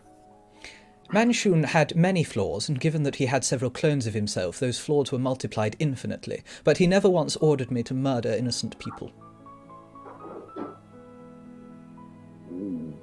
I'm quite sure that Al-Zalam had his reasons for wanting that convoy destroyed, but it certainly wouldn't be me that would carry that out. In fact, I don't believe anyone did. And you still don't know what this convoy was doing or what the need for their attack was? I'm given to understand it was carrying at least one senior official that Al-Zalam wanted removed, but I failed to see that all of them could be senior officials. That's all he said. My uncle is a morally ambiguous weasel, but I don't see him being the type to indiscriminately murder. I'd like to believe so, anyway. Well, you may wish to believe what you choose to believe. Family, we think awfully funny things of our family. Yeah. Then you'd be surprised what an innocent man would want. Well, I never said... Oh. She says, Okay. So, this is the deal. For some reason, you have decided to track me down. I'm assuming that is because you wish to have the King's Tears returned to their rightful owners. I just don't want to see the Harpers besmirched. I don't want to see the Zentarum at least blamed things they didn't do. Well, then it seems you have a choice. It seems you could hand me over to the Harpers, and I certainly won't let you do that. You could hand me over to Al-Zalam, and I certainly won't let you do that. You could let me go, and I can carry on stealing these King's Tears in the way that I do. But I'm not sure you want that either. Or, or you could help me. Tell us who Oh, you it's work for, excellent. and we might consider it. Well, help me, and I will tell you who you work for. No, I said the line first. You have to. I will tell you what it is that I wish. I would rather like to be actually released from my Zentarim oath. Oaths are tricky things, and one would rather not be held to them too readily, and given that the only way that that can be achieved is through death, then it behooves me to ask if you would, well, ensure that Al-Zalam believes that I am dead. Wouldn't be the first oath, time we've faked a Zentarum agent's death. I was going to say, does the oath resume if you come back after being dead? The oath, yes, in a manner of speaking, the oath is binding upon me for as long as I am alive, as far as Al-Zalam is concerned. If Al-Zalam believes me to be dead, then he won't be able to send anyone after me. Whether I am alive or not is immaterial. But I still have a lot of the world to see, and a lot of places to steal from, and a lot of things to steal, so I would rather that I didn't, actually die, but... I know a lot of people who had a lot of the world to see, and had a lot of things to do. Well, I suppose we'll never know who that is. Anyway, why don't you... why don't I see about some breakfast? Have you eaten? Yeah. Oh, would you mind awfully if I ordered some food? Just one more thing. I something about this doesn't sit right with me. Look, you sent, remorse or not, you sent innocent people to their deaths, and you're saying that the only reason you left the service of the Zentarum was, well, because they asked you to do that, to take innocent lives. The way I see it, you've messed up. You've done something evil here. What's to stop us from, say, well, turning you in to the Zentarum and making that right, and essentially avenging those deaths, and then just simply in asking my uncle myself why he would ask for the deaths of other innocents? I can investigate that with or without you. So tell me, why should I work with you and cause more trouble? And that is where we are going to end for this week. I hate this game. No, it's good. It's good stuff. I'm just waiting for an excuse to ruffle through our papers again. So there we are. That's the end of episode 2, Going Rogue. And we don't yet have a date for us to play our next game, but be assured that when we do, we'll make sure it's on our relevant social media feeds and publicised. Anyone And also who... on the website. And also on the website, as will be an episode summary of this episode. Anyone who decided that they had nothing better to do this evening and watched this, and have people that you wish had nothing better to do this evening and would have watched this, it will also be uploaded as a VOD on our YouTube channel at the same handle. If you aren't already following us, please do on YouTube and on Twitch, so that you can know when we next go live and see some of the other projects that we have going on here. But thank you to you for playing with me. Thank you to everybody who watched this evening. Well, thank you for running it, Dan. You are Thank more you. than welcome. To follow Thank you for making TheAglarion such a... on Twitter and also on Twitch, so we get those numbers up. Yes. Yeah, we often tweet out when we're going to be playing, and yeah, take a look at that as well. All right. Well, with that is where we will. That's where we'll finish for today. So be excellent to each other as always, and we will see you when we see you. Goodbye. Bye. Bye.